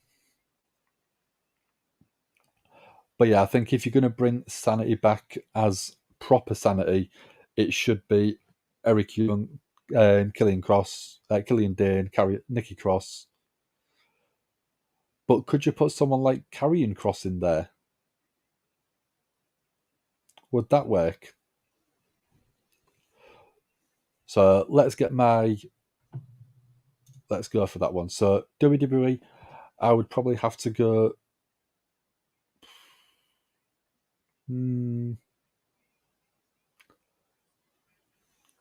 For me, I'd probably go Austin. AEW, it'd have to be Moxley. New Japan, I would put Kenny Omega more as a New Japan star because he was there for a longer time period. So I would go Kenny Omega. Impact, AJ Styles all day long. You cannot beat AJ Styles. And then WCW, probably Ric Flair. So we've got Austin, Moxley, Omega, Styles, and Flair for me. Shawn Michaels, Moxley, TNA Styles, yep, aces and eights. Okada, And yeah, again, I can completely see all of them, and I can completely agree with all of them. From Yo Tyler, Misfit Gamer, reason I went with Okada is because Okada is New Japan Stone Cold. Yeah, again, this is why wrestling is so good. This is why people like coming to sit and chat with us, because I'm not going to tell you you're wrong. You've got some very good choices there, and in terms of what they've done, they can be absolute main eventers. They can be Mount Rushmore level. You mean Mark Callis? Yeah, I know who you mean, Taylor. Yeah, I forgot ECW. I would go Tommy Dreamer over ECW because Tommy Dreamer had a lot of heart, but again, RVD missed a Monday night. The whole freaking show. You can't deny RVD.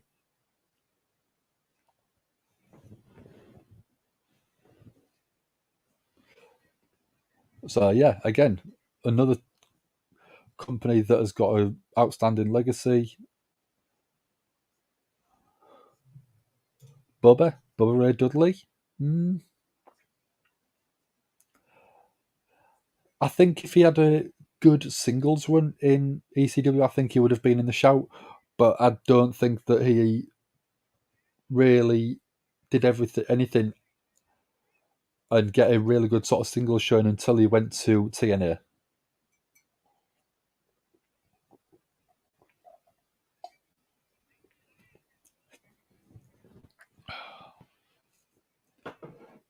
Oh, I missed that as I was putting my cup down.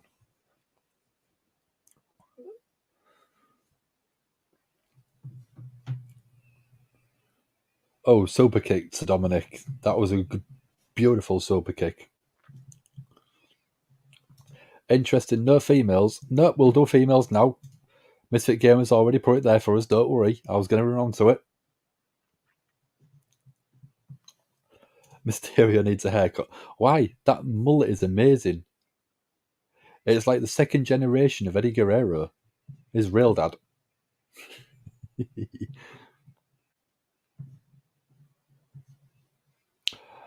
Let's have a look.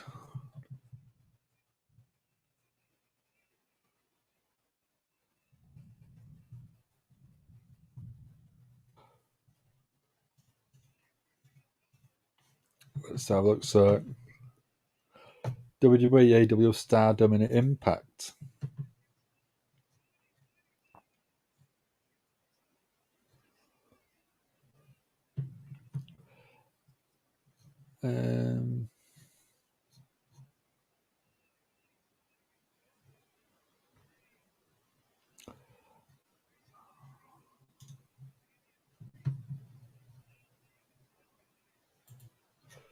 Let's have a look.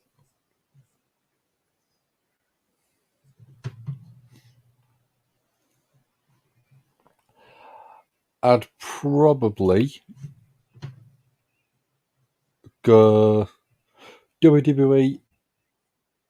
For me, yeah, I don't think you can really argue with Trish. AW.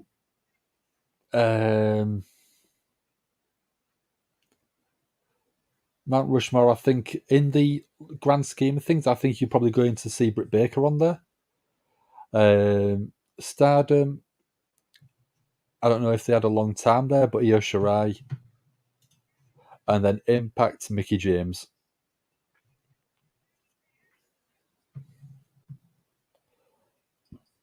Dominic gets the win. That was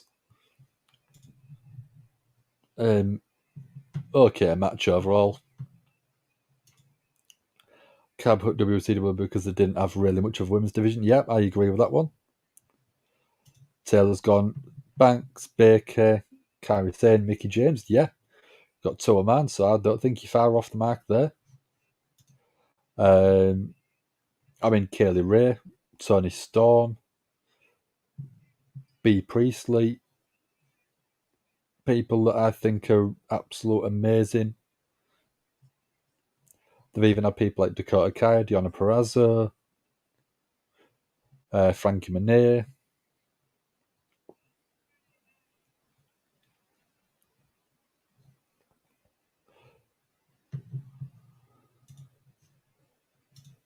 Stop Mickey James for ODB. That's not a bad shout. But if you did Akira Hakuto, yep. Mario Watani is called the Ace of Stardom for a reason. Well, you can't argue with it. Absolutely amazing. But for me, I just think that other people might have had a better legacy. But Ace of Stardom, again, you can't argue. Dom saying that he's going to keep trying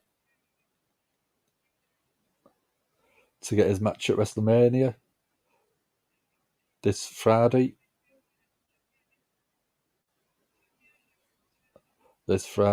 All of the family, all the Mysterio family is going to be there.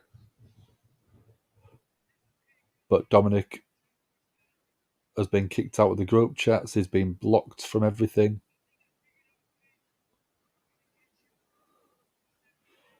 So Dominic said he thinks he's got a way to get Ray to accept. So Dom's going to ask his mum's permission.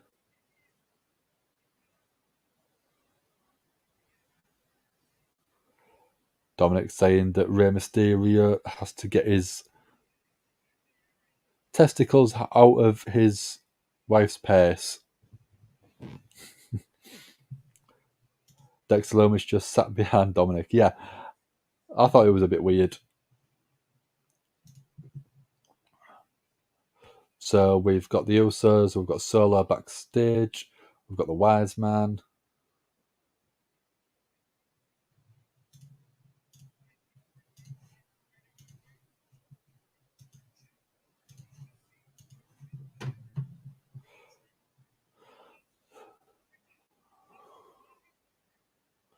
So there's shrimp and lobster on the jet.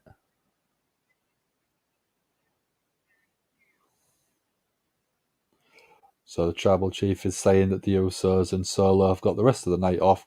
They can go and indulge, but not Solo.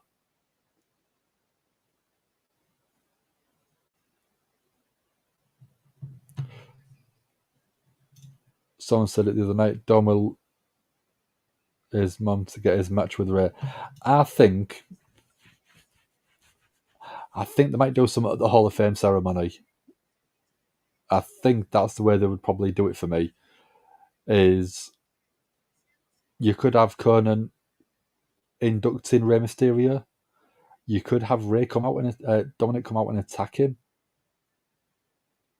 cause the interruption, and then Ray goes, you can have the match at WrestleMania. If I can't beat you, I don't deserve to be a performer. So it's my career on the line. If Ray wins, he keeps his career going. He puts Dominic down. If he loses, he gives up his career. He retires there and then. And I think that would be a great story. You're going to pause me for a second. Okay.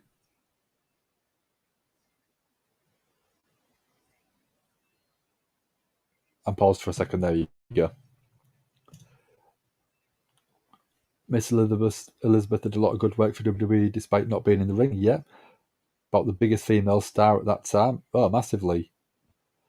I don't think they had a bigger female star for years before or for a good few years after that. I think the closest she got was Sensational Sherry. Because that was obviously the person that Macho Man was with after Miss Elizabeth. But until sort of teaming with Shawn Michaels, I don't think she was that big of a star overall. Calling it now, Dom steals his WWE Hall of Fame ring. I don't even think he needs to steal it. I just think he needs to attack Conan. I think that'd work.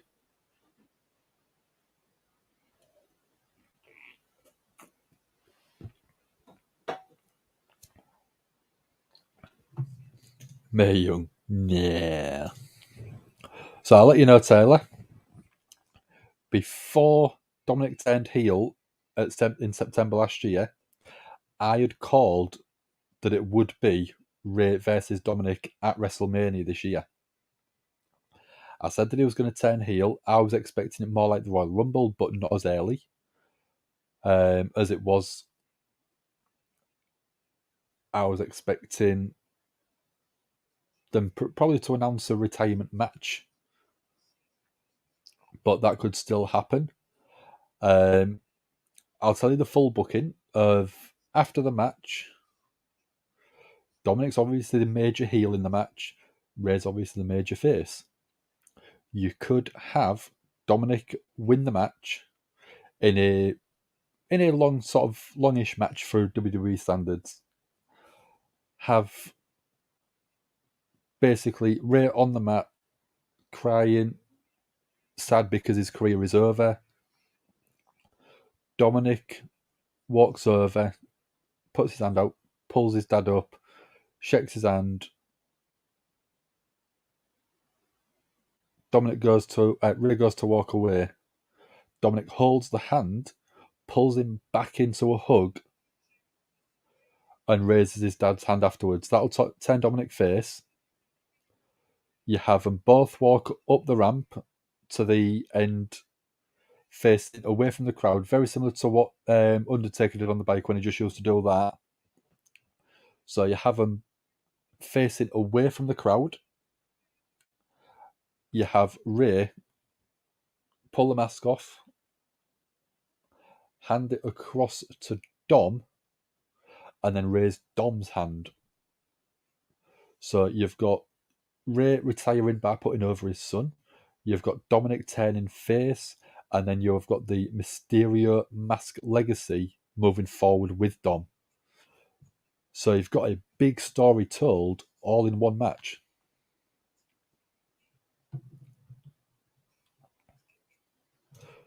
Goldberg goes me a retirement match, Triple H. Yeah.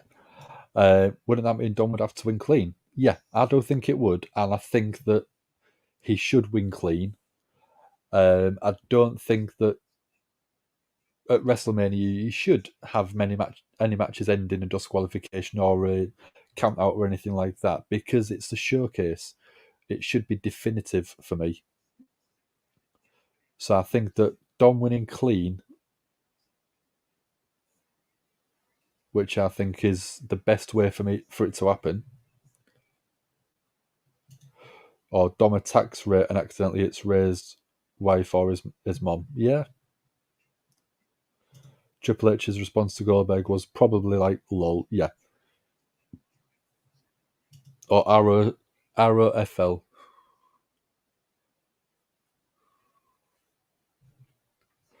That'd send Rhea over the edge. Yeah. I think it would. I think that would be a good way to really get Rhea involved and into the match. But I think that it could be where it's the night before, on the SmackDown or the Hall of Fame. Oh, we've got Edge cutting a promo. Edge is saying, bring the demon. Edge wants to meet the demon. That'll be interesting. That will be very interesting. If you're reading the description, I actually put, could we get a tease of the Demon Balor? Yeah, what was it I actually put? That one. Will we get any tease for Demon Balor before the Hell in a Cell match against Edge? I wasn't expecting Edge to be calling the demon out. Like the idea with a mask transfer, not going to lie. It's genius. It's absolutely genius, isn't it? Oh, we've got Rhea Ripley coming out.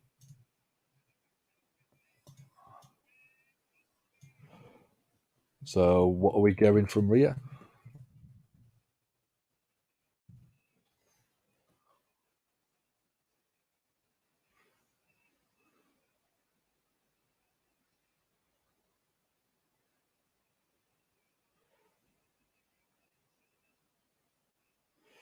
So we've got Rhea Ripley walking down to the ring.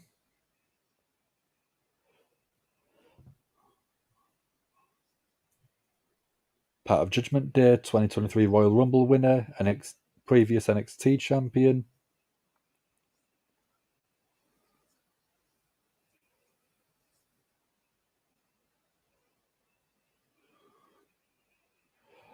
So we're getting a little recap of SmackDown. Dominic saying to Charlotte that Mammy is going to beat you.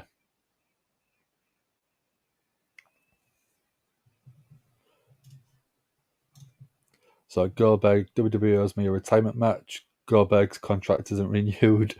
Triple H, what match? Don't agree. Don't understand where the match is coming from. Yeah, I think that would be quite entertaining. So we're getting a bit of a recap of Charlotte and Rhea going head to head on SmackDown.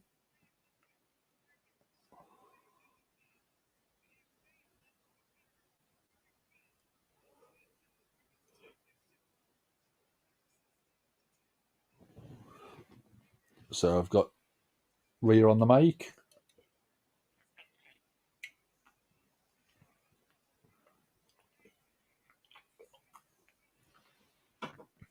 SmackDown's the one thing that Rhea Ripley hasn't won. Women's Money in the Bank, not won that one either.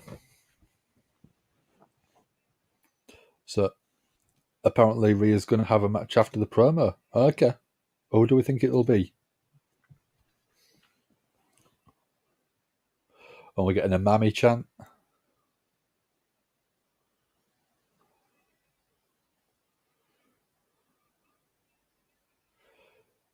So Rhea's in the ring talking about what Charlotte said. Charlotte said that Rhea needed to be a champion and Rhea needed to be a star. So Rhea said she doesn't agree with living in the past.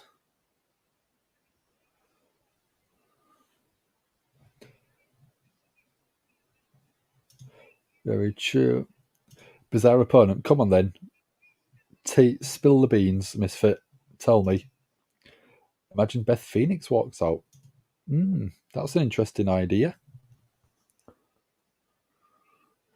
Bailey? Really? I mean, it's a big star for her to beat.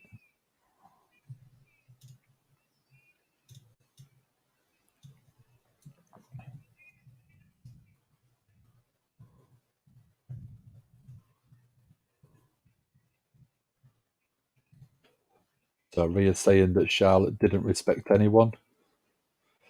Real leaders respect their opponents.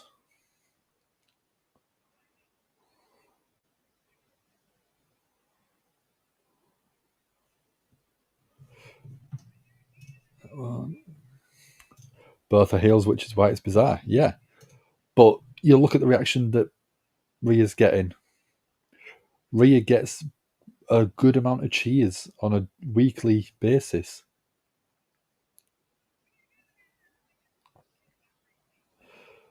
So Rhea's saying that Charlotte questions everything when Charlotte hears Rhea. Charlotte tries to mask her insecurities as confidence.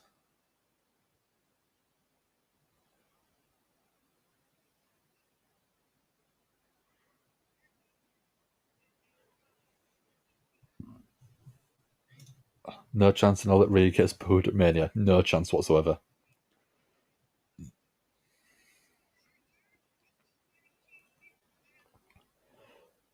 Yeah, you've got Charlotte, which is the face, but people don't really like her.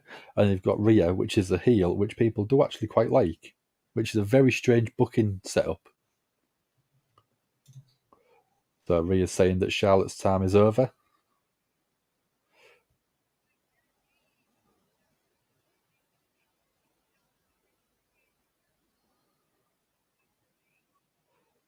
So Rhea's saying that Charlotte has to go home because she is nothing.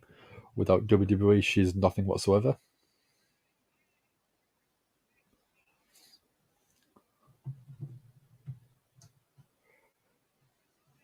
Someone said Judgment Day was better off with Edge, and I'm like, what? Yeah. There's no way that the route it went down, Edge would be the right person for it. If they don't give Rhea the win at WrestleMania, I swear to Triple H, don't worry, Taylor. They're giving it to Rhea. They are giving it to Rhea 100%. So Rhea's teasing Charlotte, saying that she's going to hold Charlotte's crown above her head.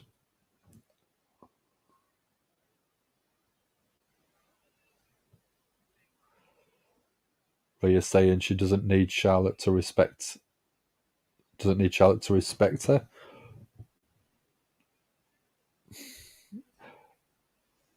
Misfit Gamers bang on Bayley's coming out with the damage control.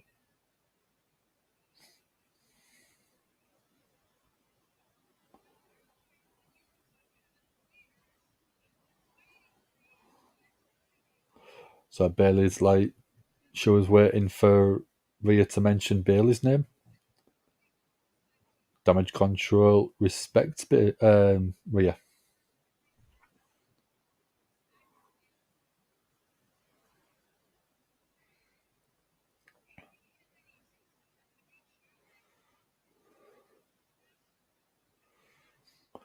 Bayley's saying that she pinned Charlotte in her first WrestleMania match. So if Rhea needed any help, she should have asked Bayley.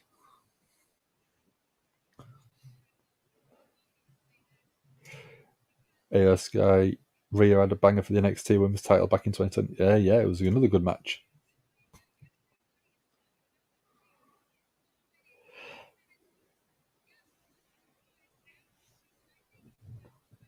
Bayley's saying that Damage Control run Raw, and Raw is their show.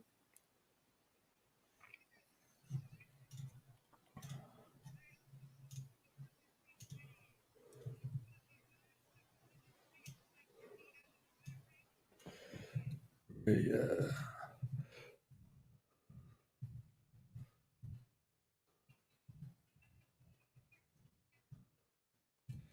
So yeah, it looks like we are getting Rhea Ripley and Bayley.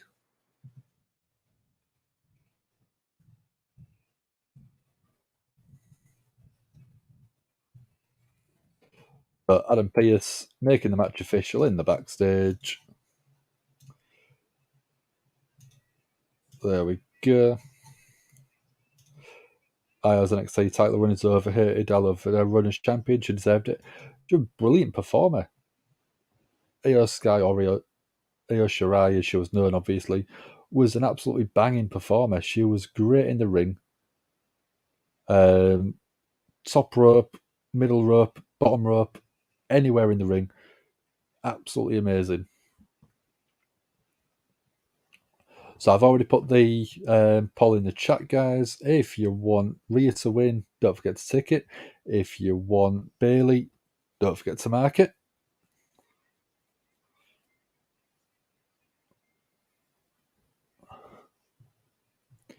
Wrong person dethroned her, in my opinion. I can't remember who it was off the top of my head.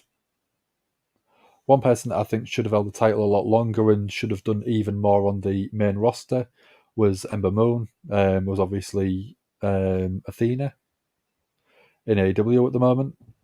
Raquel Rodriguez or Gonzalez.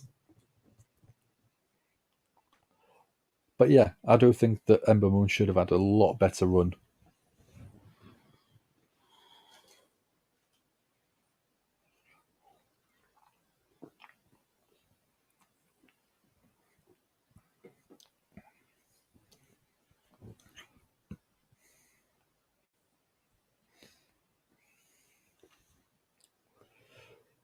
Yeah, I didn't like Ember's run as champion. I just liked watching her in the ring. I think she was a great performer, but just didn't get the best rub as champion. Eclipse as a finisher was absolutely beautiful.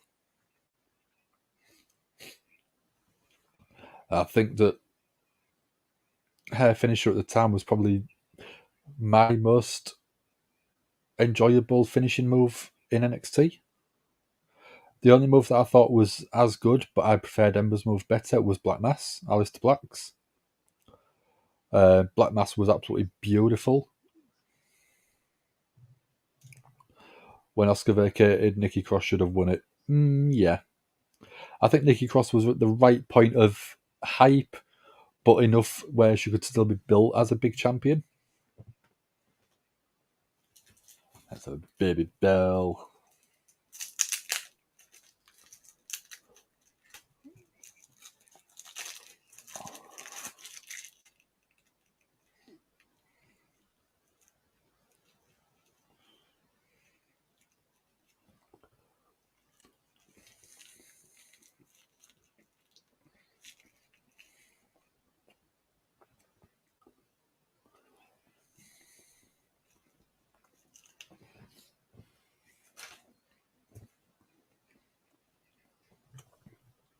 Kairi Sane should have had a longer title run, Misfit Gamer thinks.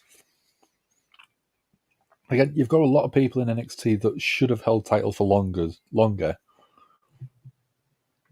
But I think a lot of it was Vince saying he's going to take them up to the main roster and then ruining them, really.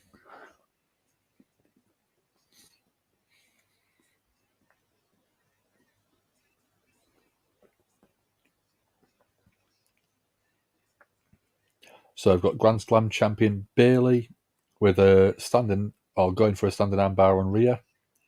Rhea just shoves her off.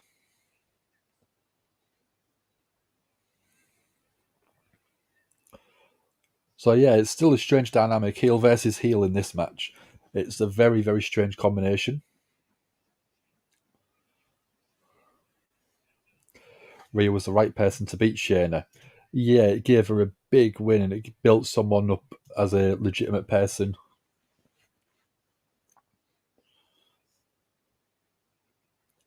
So Rhea, forearms to the chest of Bayley in the corner.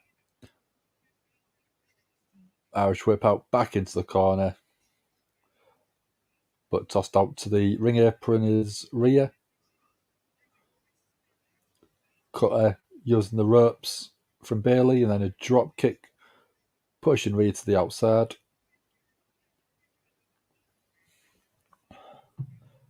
Edge did call it the Demon. Yeah, I kind of called it. I was sort of hoping that would happen. That's what I would like to see.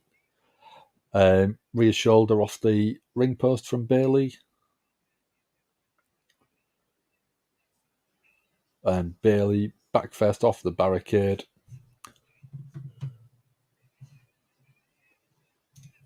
Have these guys not learned anything about the fighter classes on my GM mode on Gimme Hill yet? No, they don't watch it. We need one of these guys to watch it and share it, and then we'd blow up. But we're still only a small channel, so yeah. So Rhea in the ring, clubbing blow to the back of Bayley. Bayley fires back with a shot to the midsection.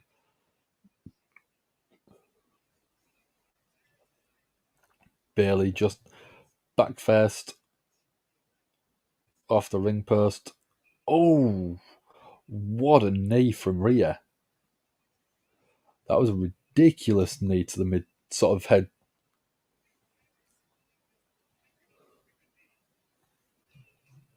Finn's Damon makeup has been exceptional, yeah. A lot of them have been absolutely amazing. The time and effort going into them. For me, my favourite was NXT London. The character and the outfit was absolutely beautiful. Bayley off the ropes, and then back first, Rhea Ripley with a huge forearm to the base of Bayley's back. Bayley responding with chops, trying to get back into the match. Oh, Bayley went to do a back elbow, but Rhea just caught her and just slammed her down.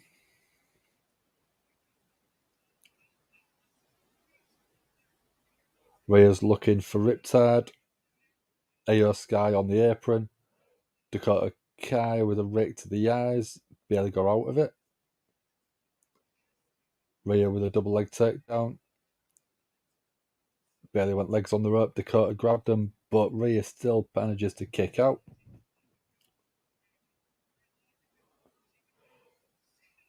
Bayley side suplex. Beautiful. 1, 2. Oh, only a toe cut. Oh, we've got the man, Becky Lynch, along with Trish, along with Lita.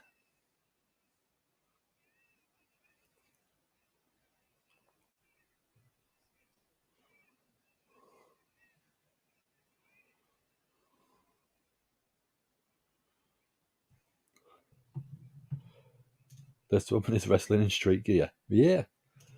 I mean, there's worse things to wrestling, in all honesty.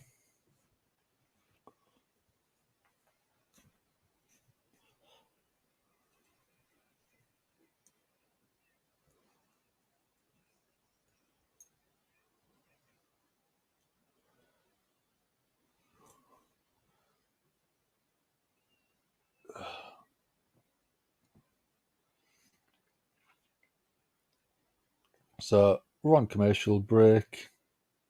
Wonder if Bailey got too much of that knee.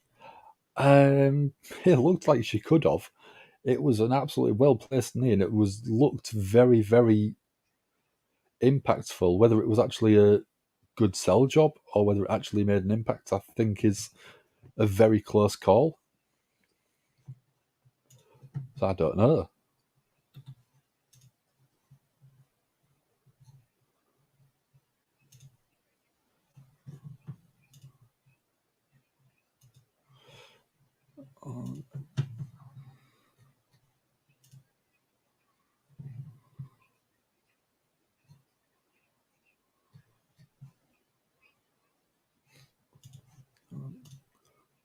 If this suddenly goes to Rhea and Damage CTRL versus Becky, Rhea and Trish, we know why. Yeah.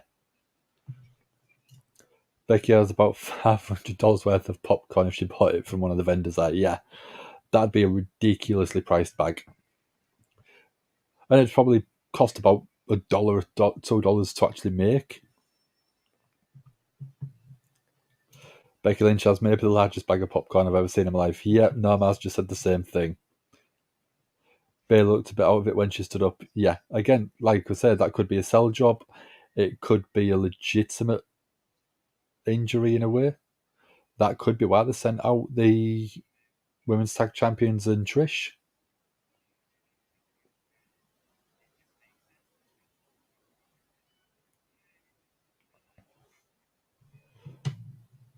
But yeah, there's rumours that I've heard where Trish could turn heel and cost Lita and Becky the tag titles at Mania. I don't know whether it is going to be true or not, but it's a very interesting concept because I don't see why you would turn Trish heel.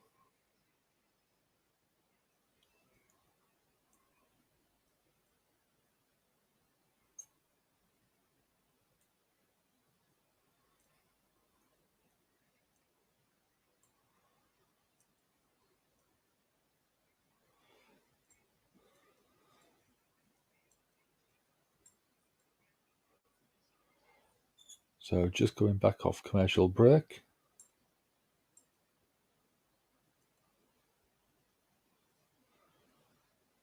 So Becky's still got working her way through the bag of popcorn. Belly to belly. Belly to belly. One kick out at one from Rhea. That's ridiculous.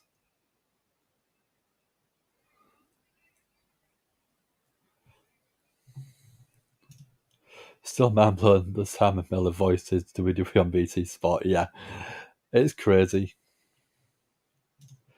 Did we see the video of DDP playing 2K23? So he went for Randy Orton. Yeah, it's one where I don't really follow too much of the game side of things, but if there's something big on it, I'll probably stick my head on and watch it for a couple of minutes. Bailey with a good knee to Rhea Ripley.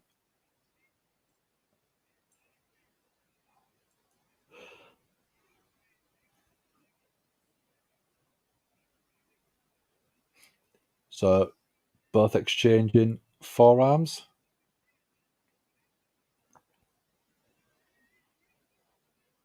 Rhea,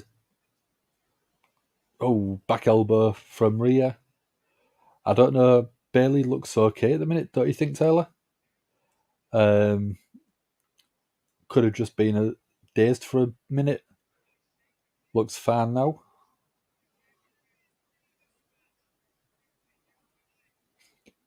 So Bailey looking for a sunset flip bomb. Rhea stopped that and double kicks to the chest.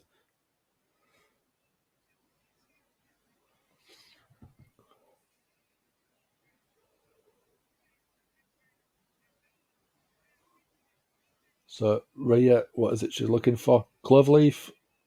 That Texas Cloverleaf? Prism lock submission. Bailey struggling, trying to get to the ropes.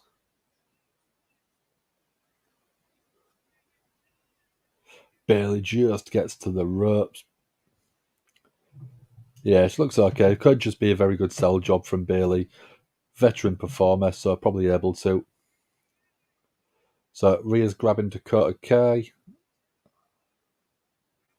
trying to lift her up onto the apron from the outside. There we go. It's brawl time on the outside. Lita takes out Io Sky and Trish takes out Dakota Kai. Bailey being chased down by Becky Lynch. And a headbutt from Rhea Ripley to Bailey into the Riptide. Obviously, 1, 2, 3 count. There we go.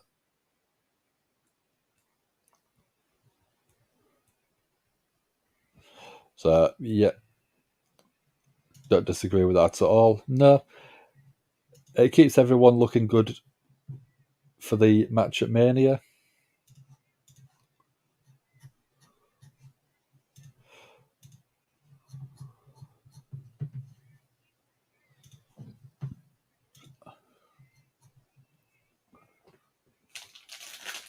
Let's have some more Fridge Raiders.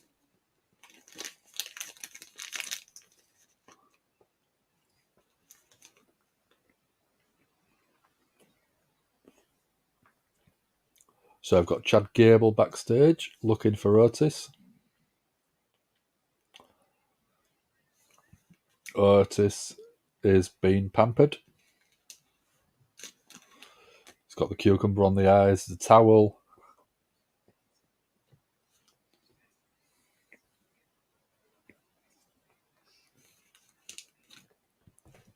Oop. I don't know how I missed.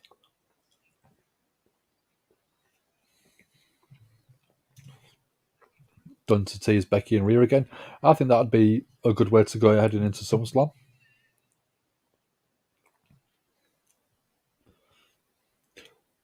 So I've got Maxine Dupree.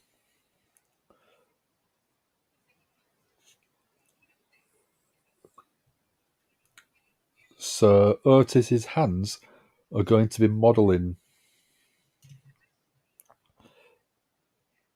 The match setup had to be mainly focused around Damage Control, Big Time, Trish, Lita, Bex, and however they could get them out there. Yeah. The guy couldn't have been further away with any of that. It was a good mile away, wasn't it? I think you could park a bus through there.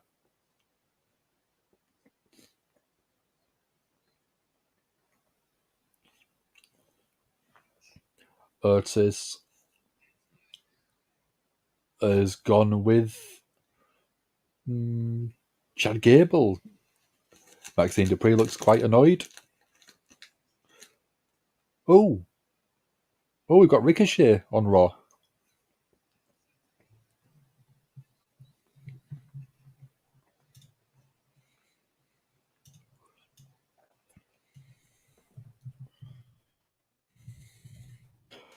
I've seen Ricochet for a while. I don't really watch SmackDown as much, so I do miss Ricochet.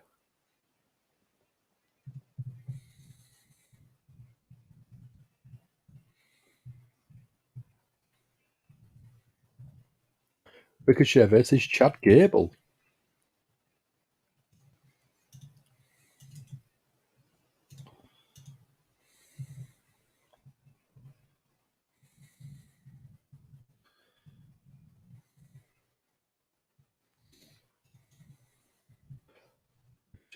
Chad Gable. There we go. The poll's in. So we're going a spoof of the 40-year-old virgin. And we've got the Brawling Brutes, Joe McIntyre. And they're doing the 40-year-old virgin chest waxing scene. It's done for you, dude. Don't worry. Surprised Ortiz went with Gable. Yeah, definitely.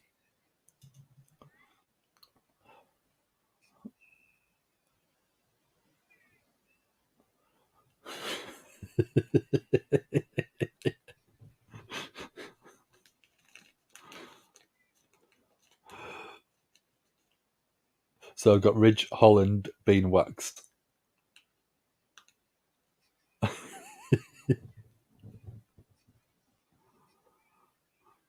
Oh, that's amazing.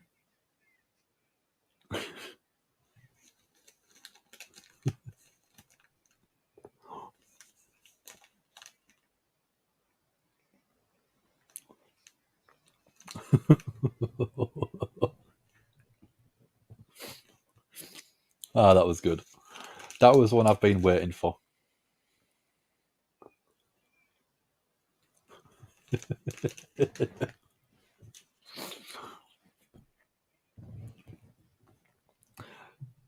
Definite real reaction. I know. I've had it done. That was brilliant. That was entertaining.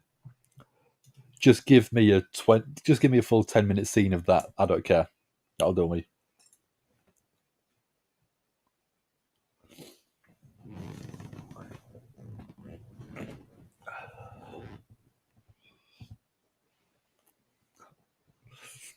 The nipple major cringe. Yeah, I can imagine. I could feel man just tightening up and just sort of hiding.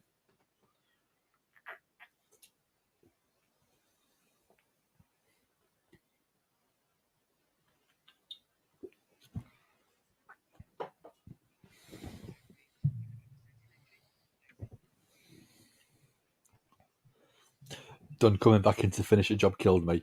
Yeah, you mean Butch. But I know what you mean. The rumour is after WrestleMania it will be going back to the Pete Dunne Bruiserweight character and that style gimmick, which I can't wait for.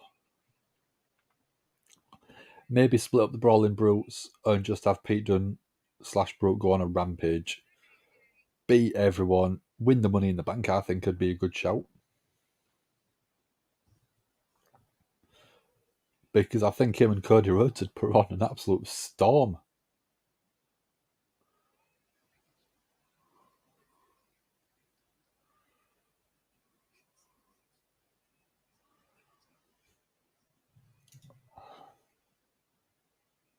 Oh, got a little bit of neck ache.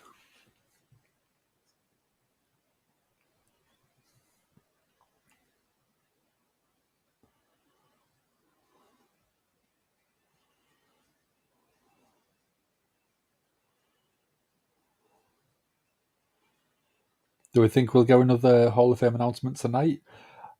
Or is the Andy Kaufman being confirmed as the one from tonight, and then they'll do another one on SmackDown, another one next week?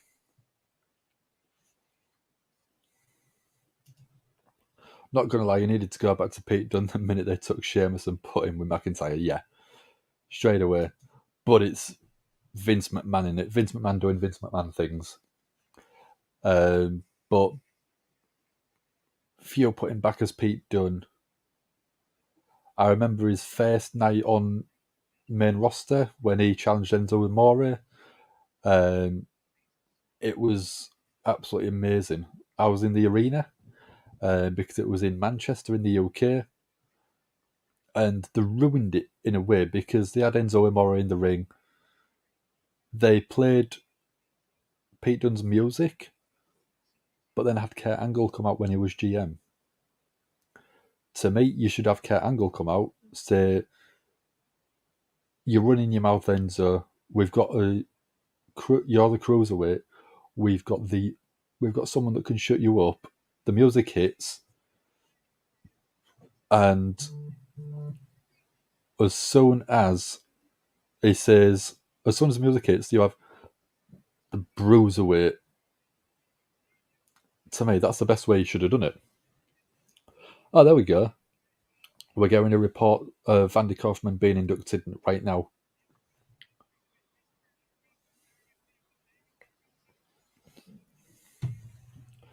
Thank you very much, Taylor, following me on Twitter. I'll give you a follow back.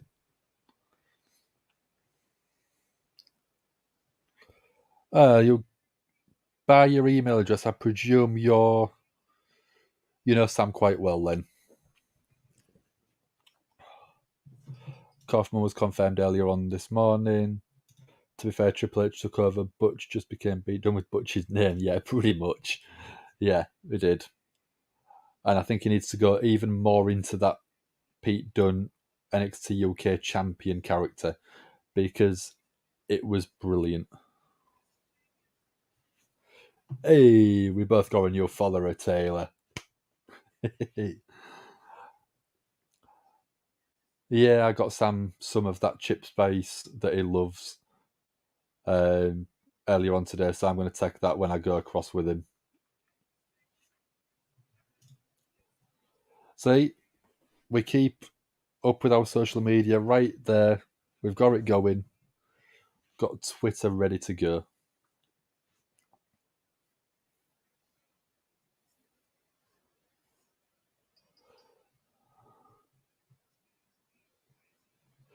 So you and Sam actually met through the channel? That's crazy. But that's cool. It's nice to know how we found some of our followers and how our followers found each other. Yeah. Chad Gable, Ricochet. I did the vote, didn't I? Yeah, I did. Everyone thinks Ricochet is going to win this one. Do you do some of the game testing as well? Or are you in a different sort of section or anything like that of the company?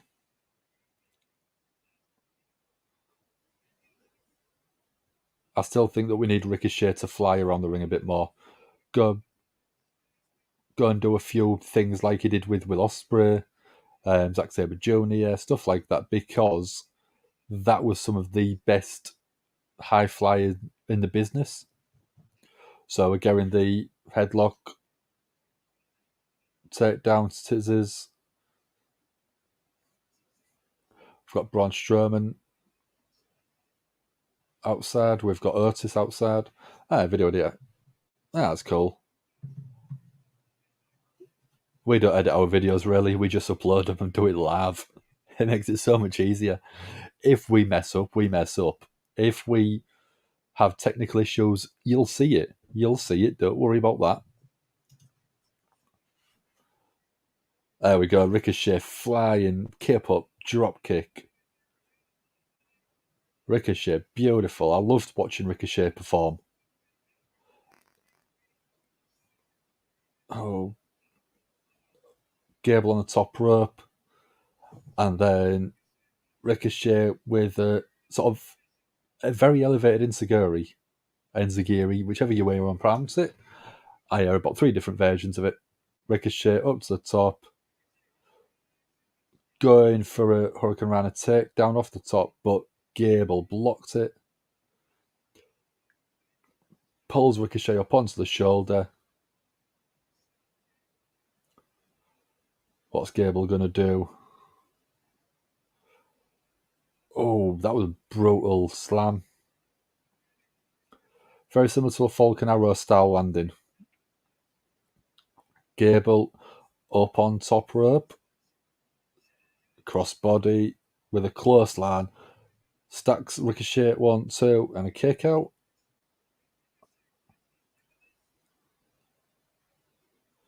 Oh, Gable's got some blood on his ear. Just above his ear. Well, I have to throw that side. Just above his ear there was some blood. That was an unusual place to bleed.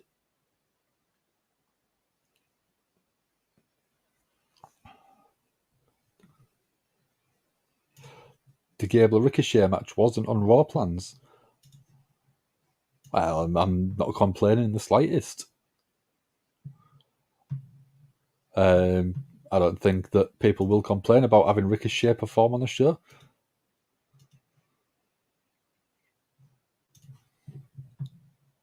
Otis was admiring his manicure. Yeah, he was. Yeah, he was.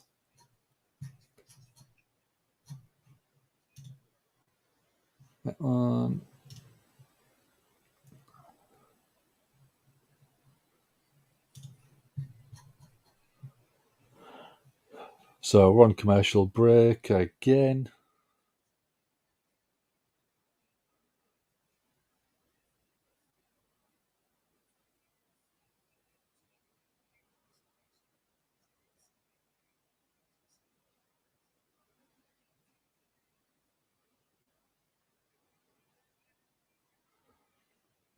What people got planned for the rest of the week up until WrestleMania then? Got any exciting plans? I've got work tomorrow. I've got work on Wednesday. I've got day off Thursday. But I've got to drive from Hull to Manchester to take my mum back to the airport. I've got work on Friday. And then I've got Saturday off. And then I'm not back at work for 16 days. Yes! Got 2 weeks off work, but I've got the Saturday off. And then I've also got the Sunday off after my 2 weeks off. So I've got an extra couple of days, one at each end. And while I'm off, I am going across to LA to watch WrestleMania. I can't wait. I've got a couple of things ready to put in my suitcase. I've got a Latino Heat Eddie Guerrero t-shirt. I've got a Danhausen. I don't know whether to take my Danhausen t-shirt or not. Do I just go WWE with it being a WWE show? I've got a denim jacket, which I think will look quite cool. Don't know what else. I'll obviously be in a pair of Vans pretty much 24/7. Maybe take a pair of shorts, just in case it is very warm.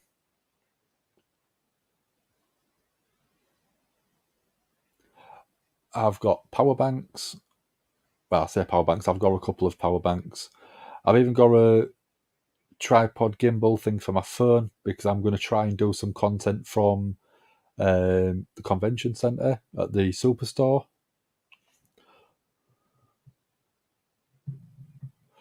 Tony Khan is trying to kill you.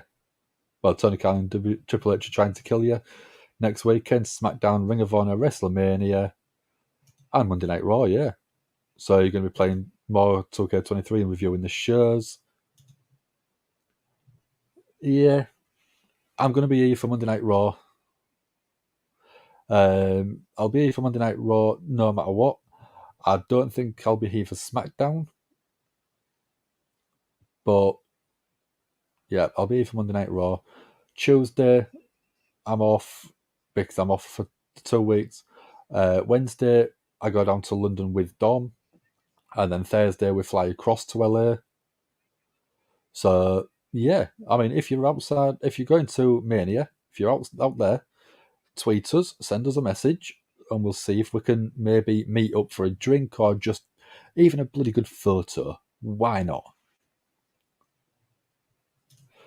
Saw me unbox the Eddie G t-shirt. Yeah, it's beautiful. It's got a couple of roses on from Mamacita, for his Mamacita.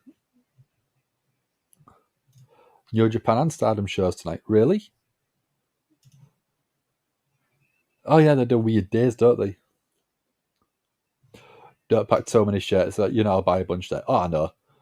I've got a big case. I'm only there for 5 days, so I don't really need the space for filling up. So I'm going to have like half a case worth of space anyway. So Ricochet's pumping himself up after another beautiful running shooting star press on Gable. Oh, yeah, they do stupidly timed shows because obviously where they are. Yeah, it'll be starting at like 5, 6 o'clock in the morning, won't it? In the UK, it's ridiculous. Gable with a backslide. Gable rolling through. 1, 2. Kick out at 2. Gable with the just so quick transitions. Gable again, maybe looking for another backslide. Oh, beautiful cliffhanger DDT. Not something you see very often. Otis looks very concerned. Braun Strowman looks a bit worried.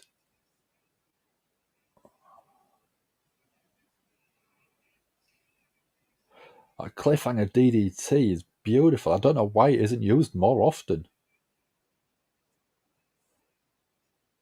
Crowd chanting, "This is awesome" chant again. You don't need a lot of booking. You just need two good performers to get a good match. Oh, Gable again, picking Ricochet out of the air into an ankle lock.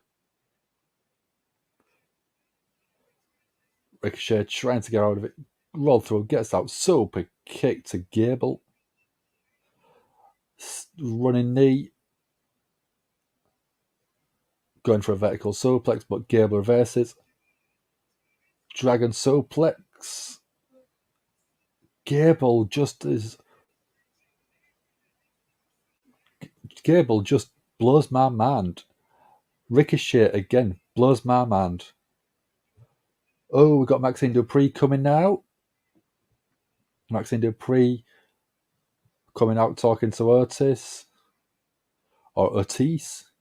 He's changed his name on Twitter, hasn't he? So Otis being led out by Maxine Dupree. Gable's distracted. Gable roll through. In, going for a German. Ricochet roll through. Ricochet will step ahead. Beautiful again. Ricochet climbing up to the top. Second foot on the top rope. What's he going for? Shooting star press off the top rope. Pin 1, 2, 3 count. Ricochet gets the win. Beautiful match.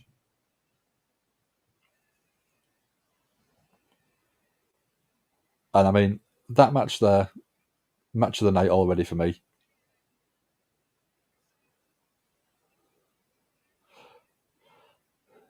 Just athleticism through the roof. Moves that we don't see from anyone else, really. I mean, a dragon suplex, cliffhanger DDT. And again, it's just stuff that we don't see from many performers, so it's nice to see something different. Very technical minded matches. So, yep, everyone thought it would be Ricochet.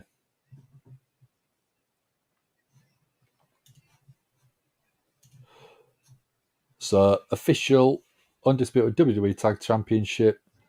Sami Zayn and Kevin Owens facing the Usos. And then undisputed WWE Universal Championship. Roman Reigns versus Cody Rhodes.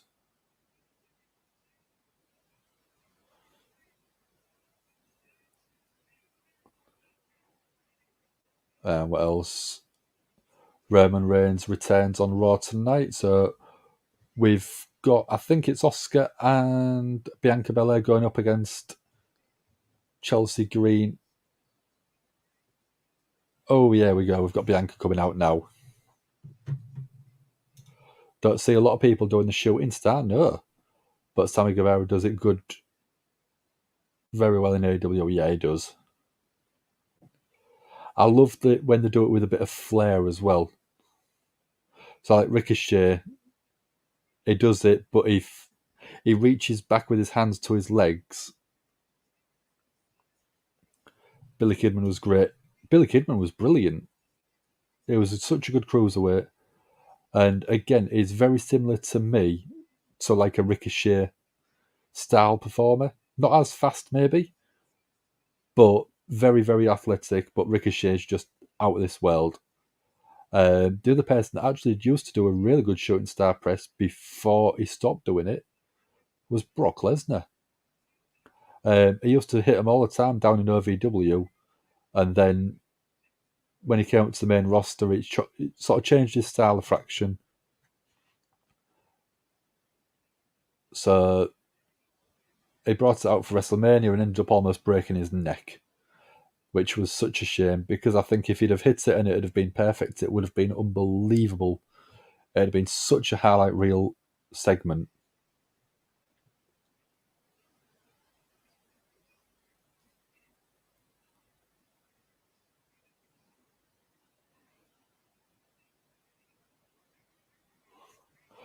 WWE doesn't even give a reason to why Carmella isn't there. No, not yet. They might give it in a little while.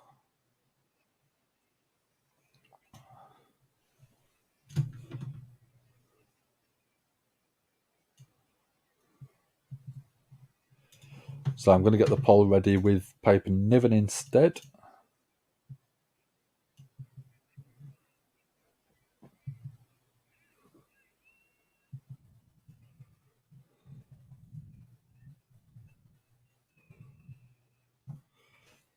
I'm getting the poll ready.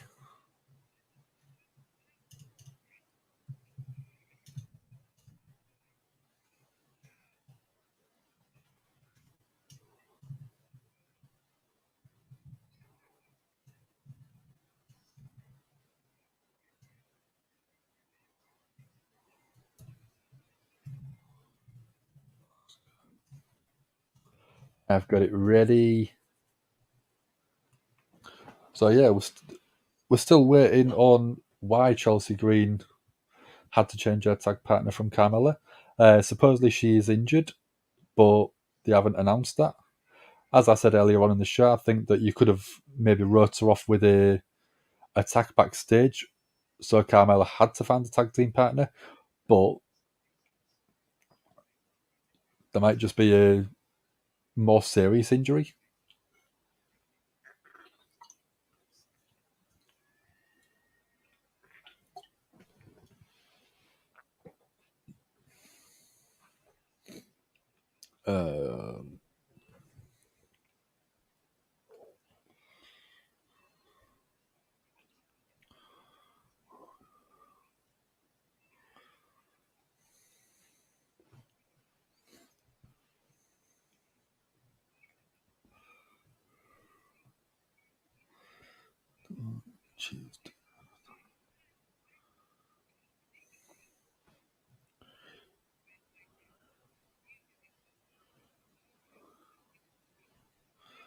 Tuesday. I was just updating my clocks and my alarms for work because I need to be up this morning in less than 6 hours. Never imagined Lesnar doing a shooting star. Just checked out on YouTube.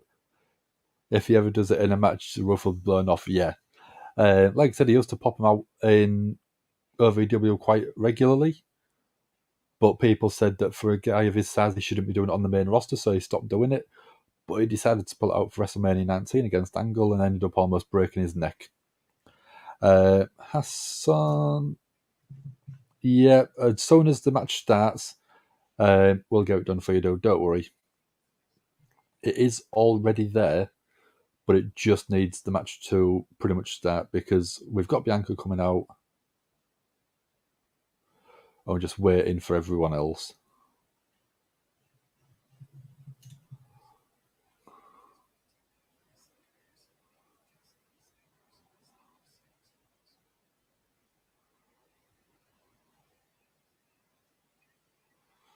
So we're getting a recap of WrestleMania 24 and one of your guys' favourite matches, Shawn Michaels and Ric Flair in the retirement match. And it's the I'm sorry, I love you.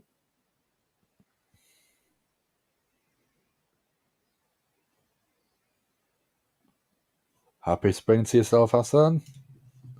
Happy spring equinox, I think it was yesterday.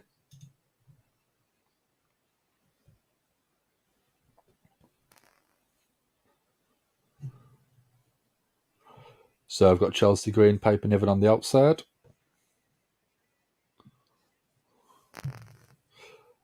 And we've got Bianca in the ring.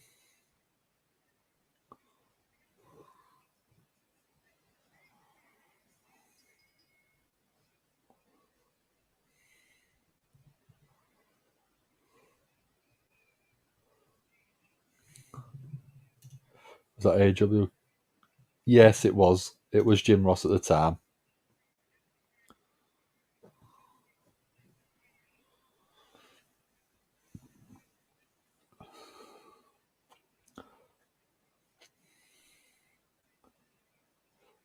So we're getting a recap of last Monday. Bianca and Asuka basically fighting over the belt before Asuka had a mouthful of green goo, blue goo, whatever it was.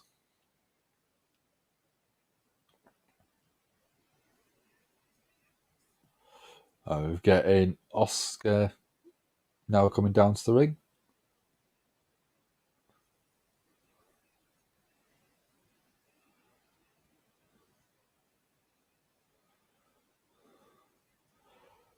Great mask. What face paint she got? She got the absolutely beautiful new face paint that she's been rocking since returning.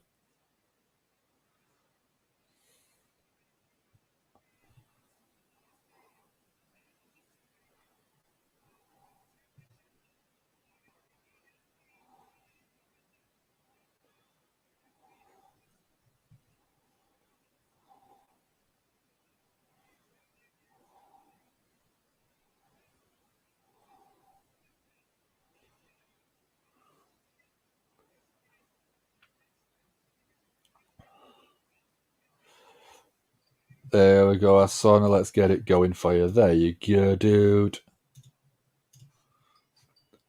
That's going. So get your votes in. So Chelsea Green tries to sneak attack Bianca Belair. Goes for a waist lock from behind, but Bianca with a shoulder tackle.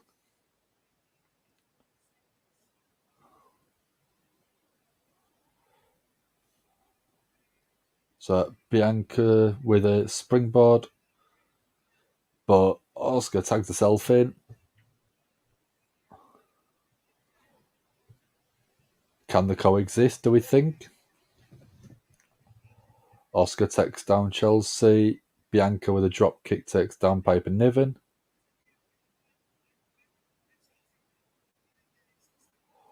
That face paint from Asuka's so good. Especially with the sort of pink contact lenses. It's just so badass.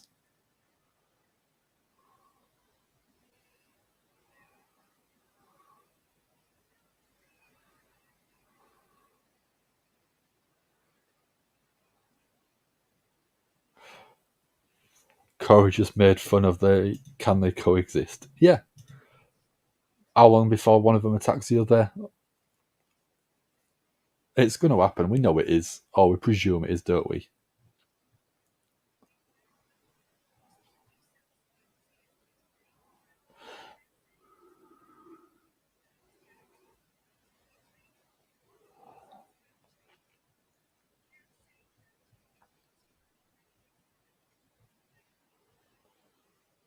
So we're on commercial break, so we ain't got that long left. We've got 25 minutes, but we've still got Roman Reigns to come out. Said it never works. We do it every year. We near enough do, don't we? It's a tried and tested trope of wrestling, but I would rather them two tell a story together rather than having anyone else interfering in it.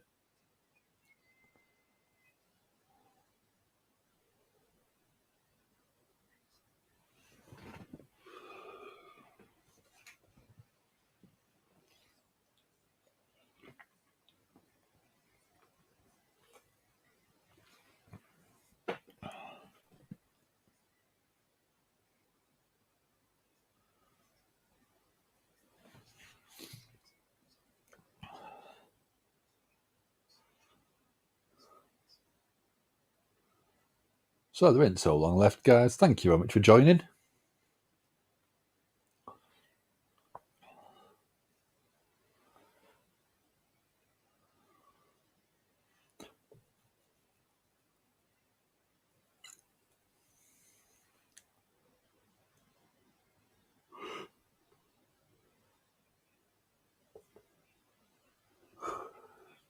Yeah, I'm getting tired.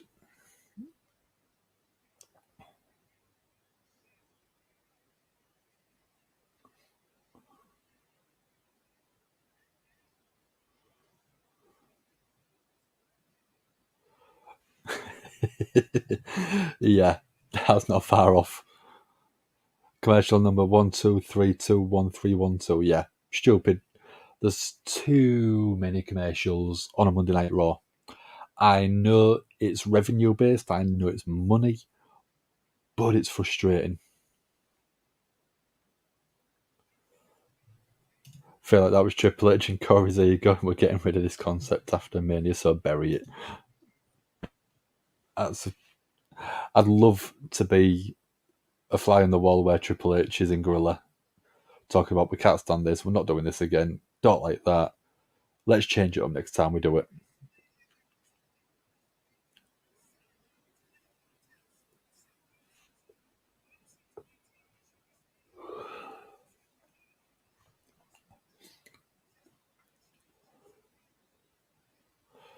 So Asuka with a hip attack into the corner with Piper Niven.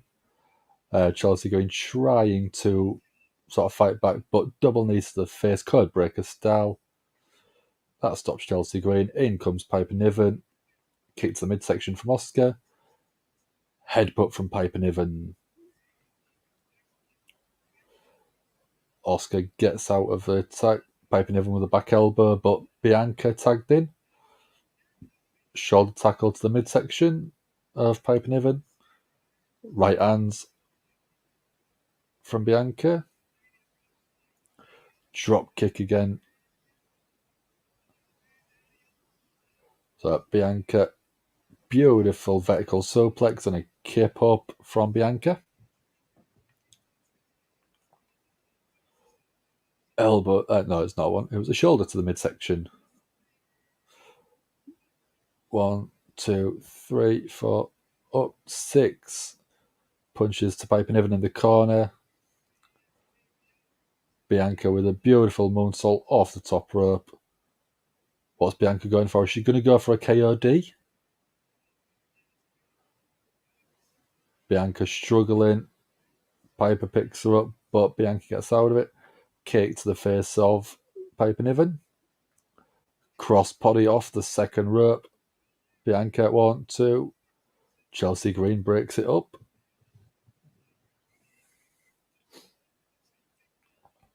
Chelsea thrown to the outside by Asuka. Piper Niven pushed into Bianca. Oh, there we go. Asuka went for an attack. Piper Niven got out the way, so Bianca caught her. So the cat seemed to coexist. Bianca looking for the KOD on Piper Niven. She's got Piper Niven up. Unbelievable KOD to Piper Niven. 1, 2, 3 count.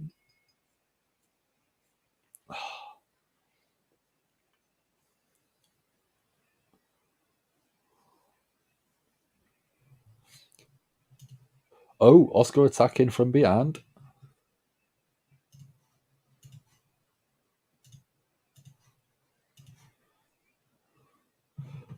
So they're not on the same page now. Roman vs. Triple H thinking of getting rid of the Universal title after Mania.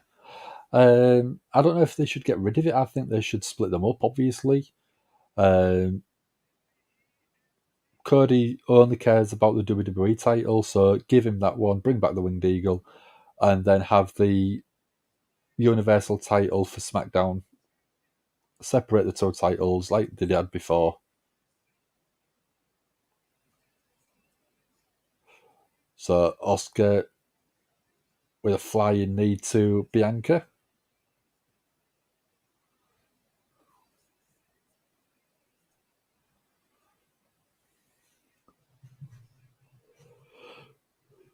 Finally, we know who the heel and face is. Yep, definitely.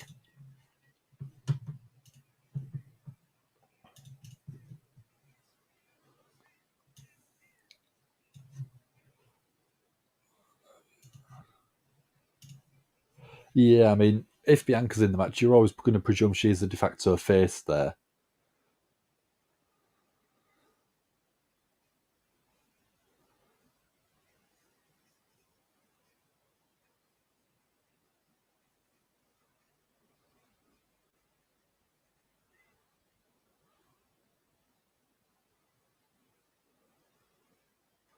So we've got about 20 minutes left, which is probably the big dog out of the table. Tribal Chief coming out.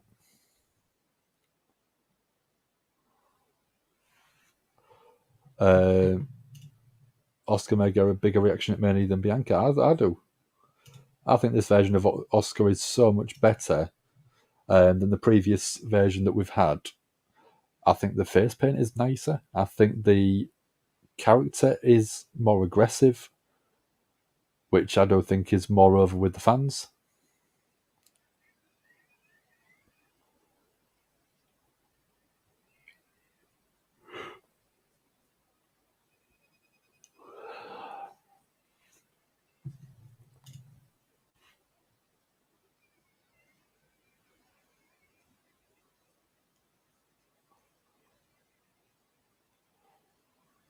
What do I think Roman's going to say to Cody tonight then?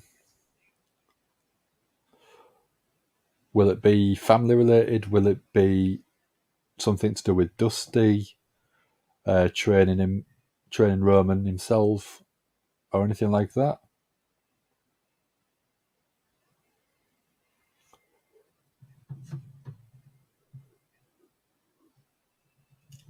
There's always stuff going on the days before the actual matches at Mania. Going to be a blast. Yeah, I think it'll be good fun. Next week as well, I'll have had a good sleep, so hopefully I should be a bit more refreshed and a bit more enjoyable, engaged going into next week's. I don't think I've done too bad tonight. I've still felt a bit sluggish.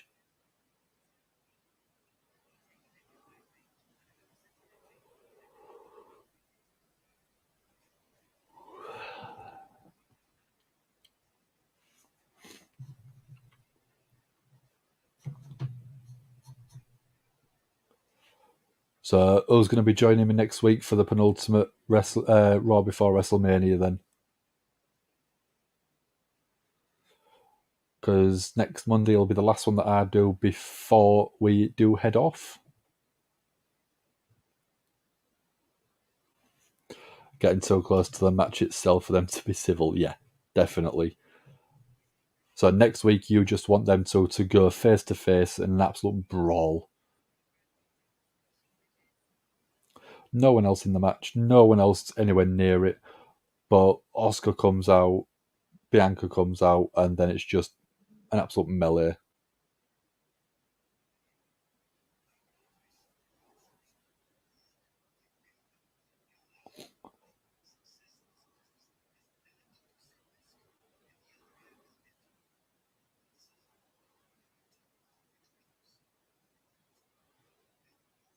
So we're getting an AJ and Bron Breakker segment.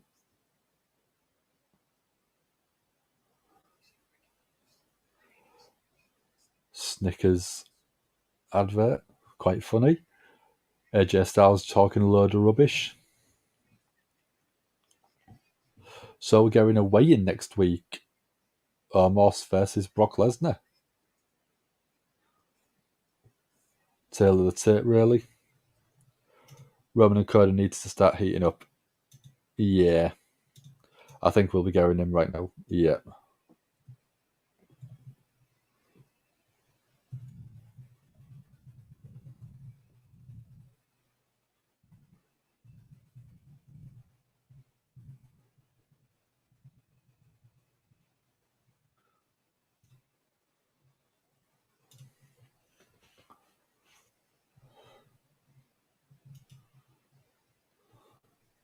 Yeah, I think Roman needs to come out and just absolutely slate Cody. Say that his dad was building Roman up to be a champion. He never cared about you. Alright, thank you very much for joining me, dude. It's always nice to meet sort of new people on the channel. I've not seen you on before, so thanks for joining. Thanks for following me on Twitter. You got your follow back, so hopefully you're happy with that. Yeah, come and hang out anytime. If you see me doing Monday Night Raw, I'll pretty much be the only one that'll do Monday Night Raw. But Saturday, no, not Saturday, Monday next week, I think I've got Sam joining me. So you may be able to see a work colleague next Monday night if you do want to come and stick your head in and say hello. So have a good night, have a good week, and I shall probably see you soon. Bianca will get the upper hand next week, which will hopefully go back WWE go home match. Asuka wins at Mania. Yeah, I think that'll be the way they do it. Usually that's the way they'll normally do it.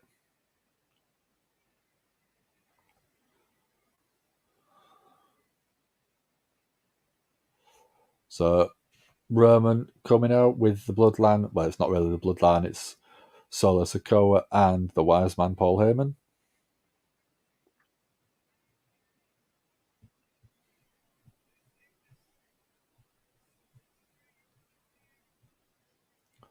Why is Solo dressed to wrestle? He usually always is like that. That's normally his sort of attire. So usually around for SmackDown as you finished work there, but decided to give Raw a watch live. Yeah, it's not always the greatest. Raw's usually a harder watch than SmackDown because it is that 3 hours. It is that extra hour. But I appreciate your time spent with me. I appreciate your time you've put into your comments, but I appreciate just you being here. That's all I care about. Someone to keep me awake, really. Yourself, Noma, Misfit Gamer. Also, we had lately Richard Smith's been in. Also, we had Michael's been in for quite a bit. Yeah, Richard Smith, Jack's been in, Mark LFC, Michael. I appreciate every single one of you that's been in.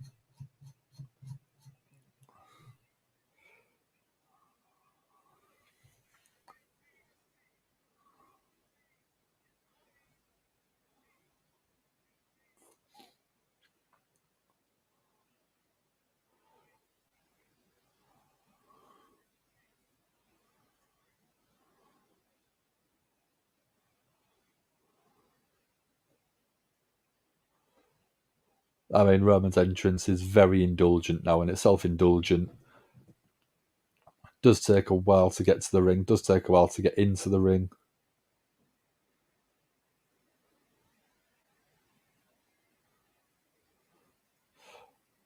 And I mean, you can't get much more self-indulgent than the pyro now.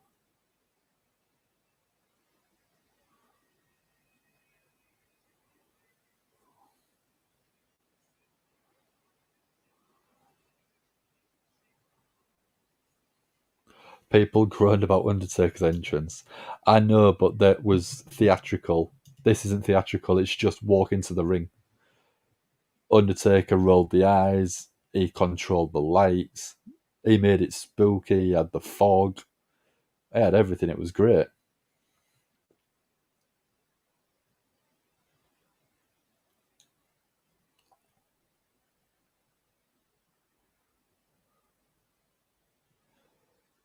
So, which it could also barely walk, yeah.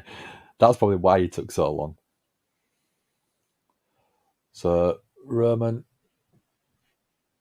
let's see what he's going to say. Obviously, St. Louis. What have we got to do? We've got to acknowledge him.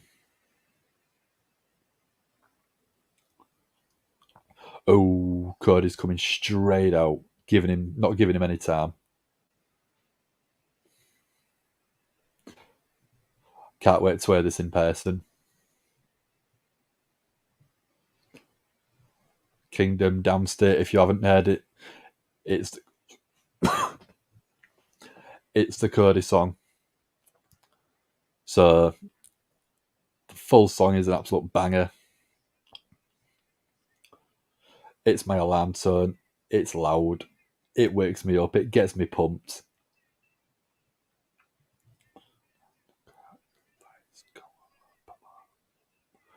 Whoa. He's got the pyro as well.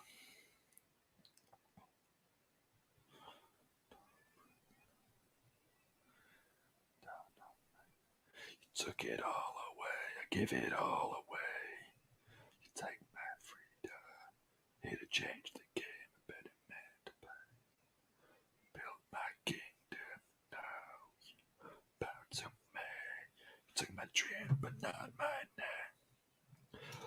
The woes are getting louder every week. Yeah, exactly. Same as Seth Rollins was. Let's see what Cody's got to say. Now he's face to face with the Tribal Chief.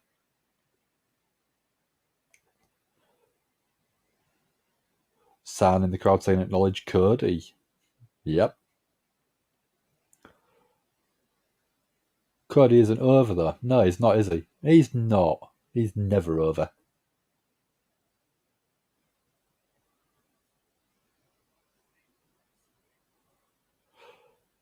So Cody's saying, "So St. Louis, what do you want to talk about?" As he normally does, but that's what he'd normally say. Normally talk about.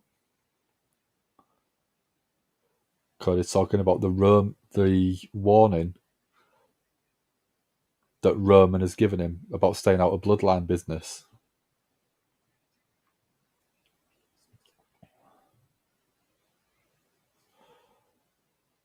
So Paul Heyman has said that Roman has got a Cody Rhodes problem.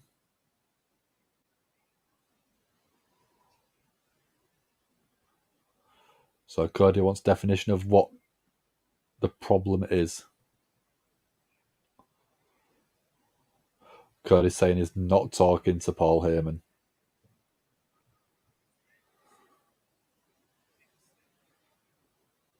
Cody telling Paul Heyman to take a step back. Cody's talking to the Tribal Chief directly. Let's see. Let's see the comeback.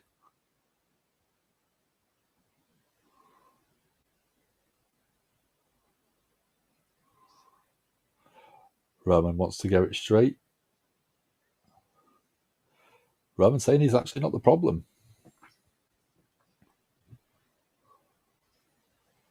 What Cody represents is the problem.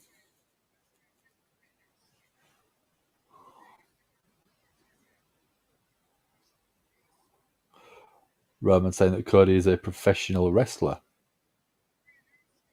That's what they used to be. Roman's a fighter.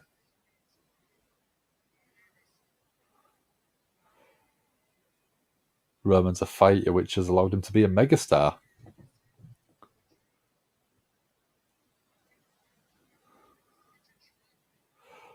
Roman's talking about Cody's track record. You didn't want to be Stardust, so you ran away, throwing shade.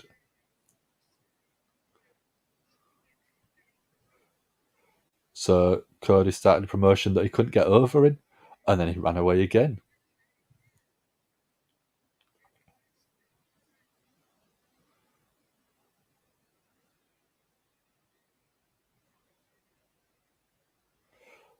Roman's playing to the crowd now. Cody got over. His body quit on him because his chest went pop. Roman saying that Cody's not cut out for it.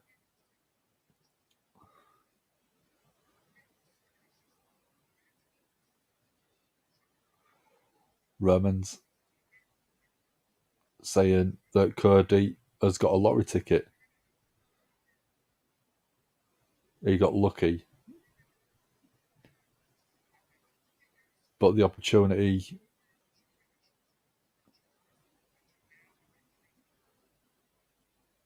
the choices that Cody makes wants something that his dad could be proud of. Roman saying that Cody, on April 3rd, Cody's going to run like a little bit.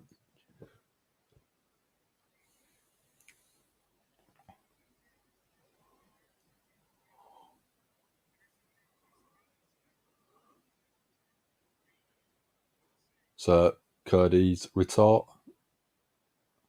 is undesirable to undeniable. Cody's admitting he ran away.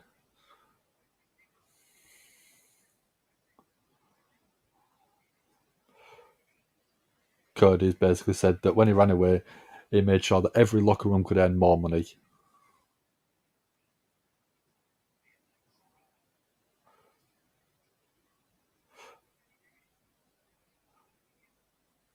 Cody's talking about he was born and bred to be a superstar.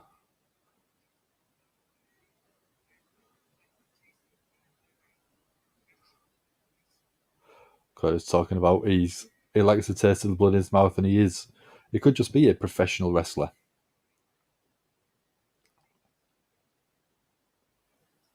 No one else needs to bring up Cody's father one more time.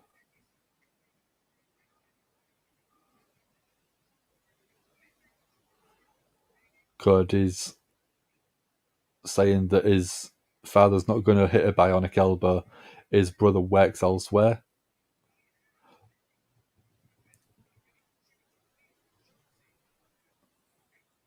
The only person that's going to be in the ring is himself, Cody.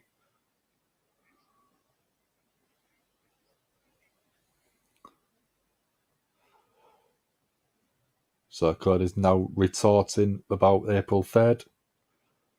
What April 3rd could mean for Roman.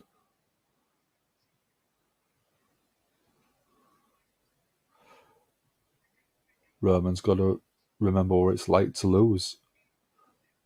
And what it would be like to wake up without the titles.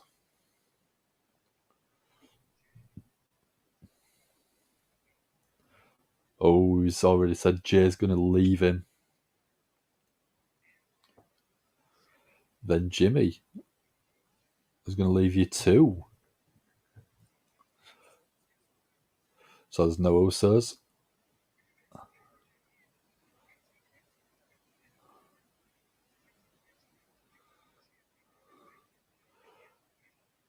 So Solo is supposedly not ready, according to Cody. And then Solo will leave you.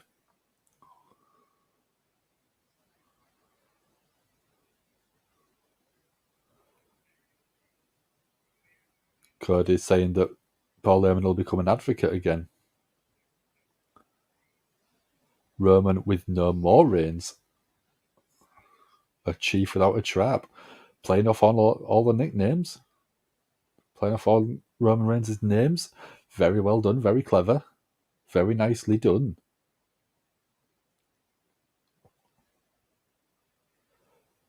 Oh, we're giving Cody chance again. Cody's still building his reputation. Oh, Roman's mic dropped and walked off. Leaving Solo in the ring. Cody just shouting, say when.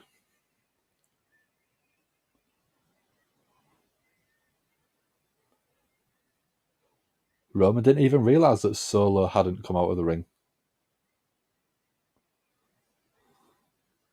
Oh, Cody's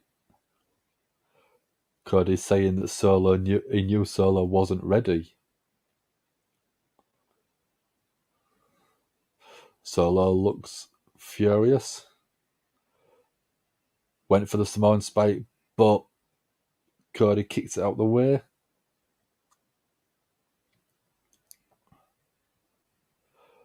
Roman stopping Solo. Says next week. Next week, will we get Cody versus Solo, do we think? I think that would be a great way to build up the WrestleMania match.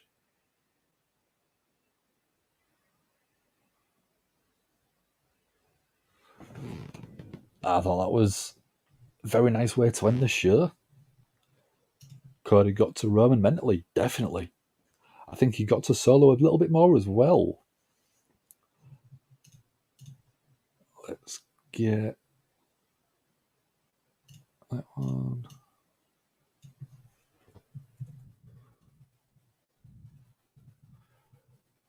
Raw recap going as well.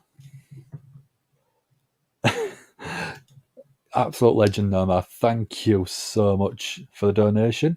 Like I always say, we appreciate a penny, a pound, obviously because we're from the UK, but a dime, a dollar, $10, $20, $100, whichever you want.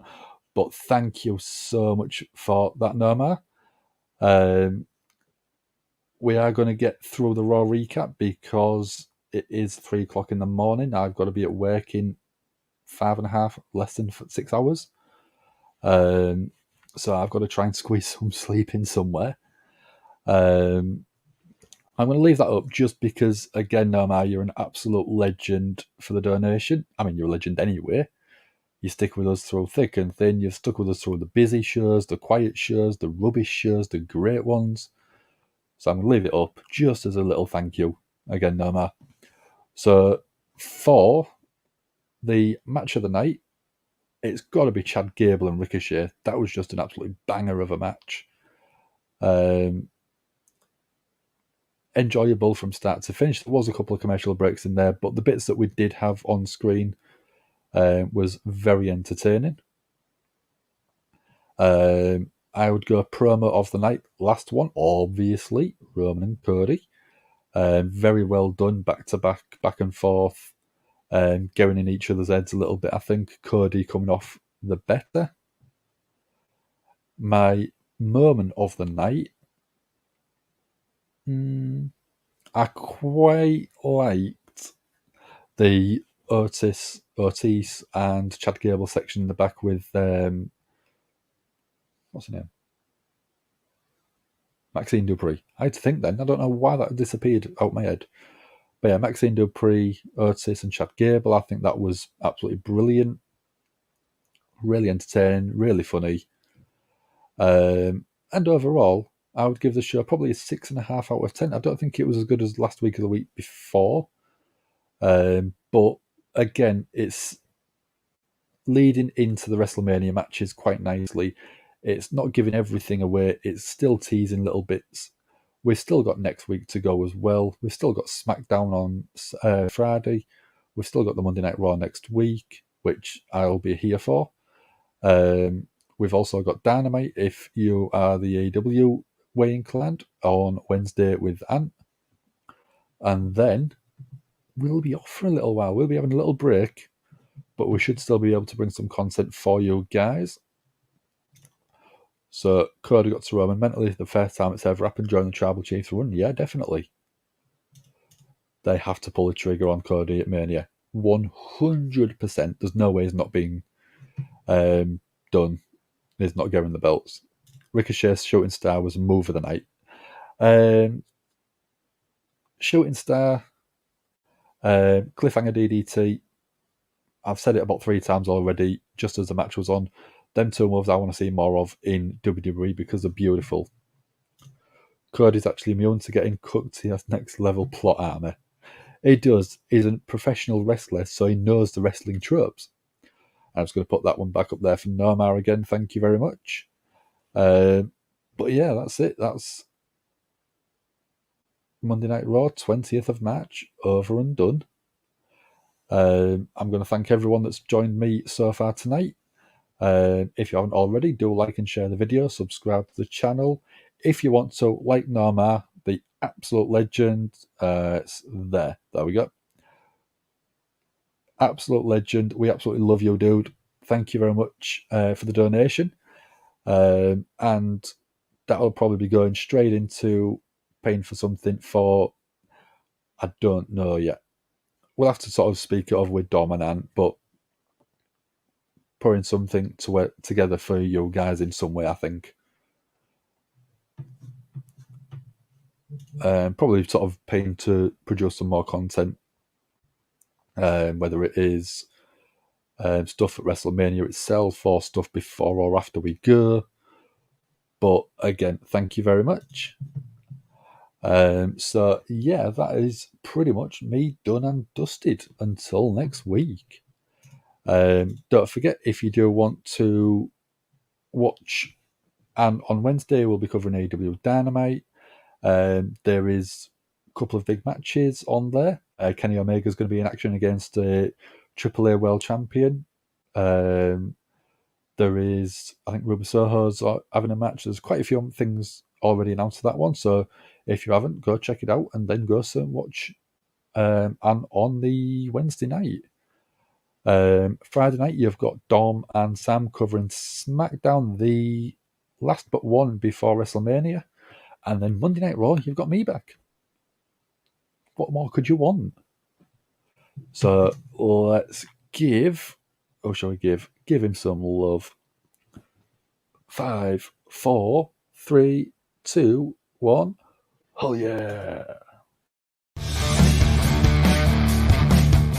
This is Big Eve from the new day. Give me that whole, yeah. Give it to me. I need it.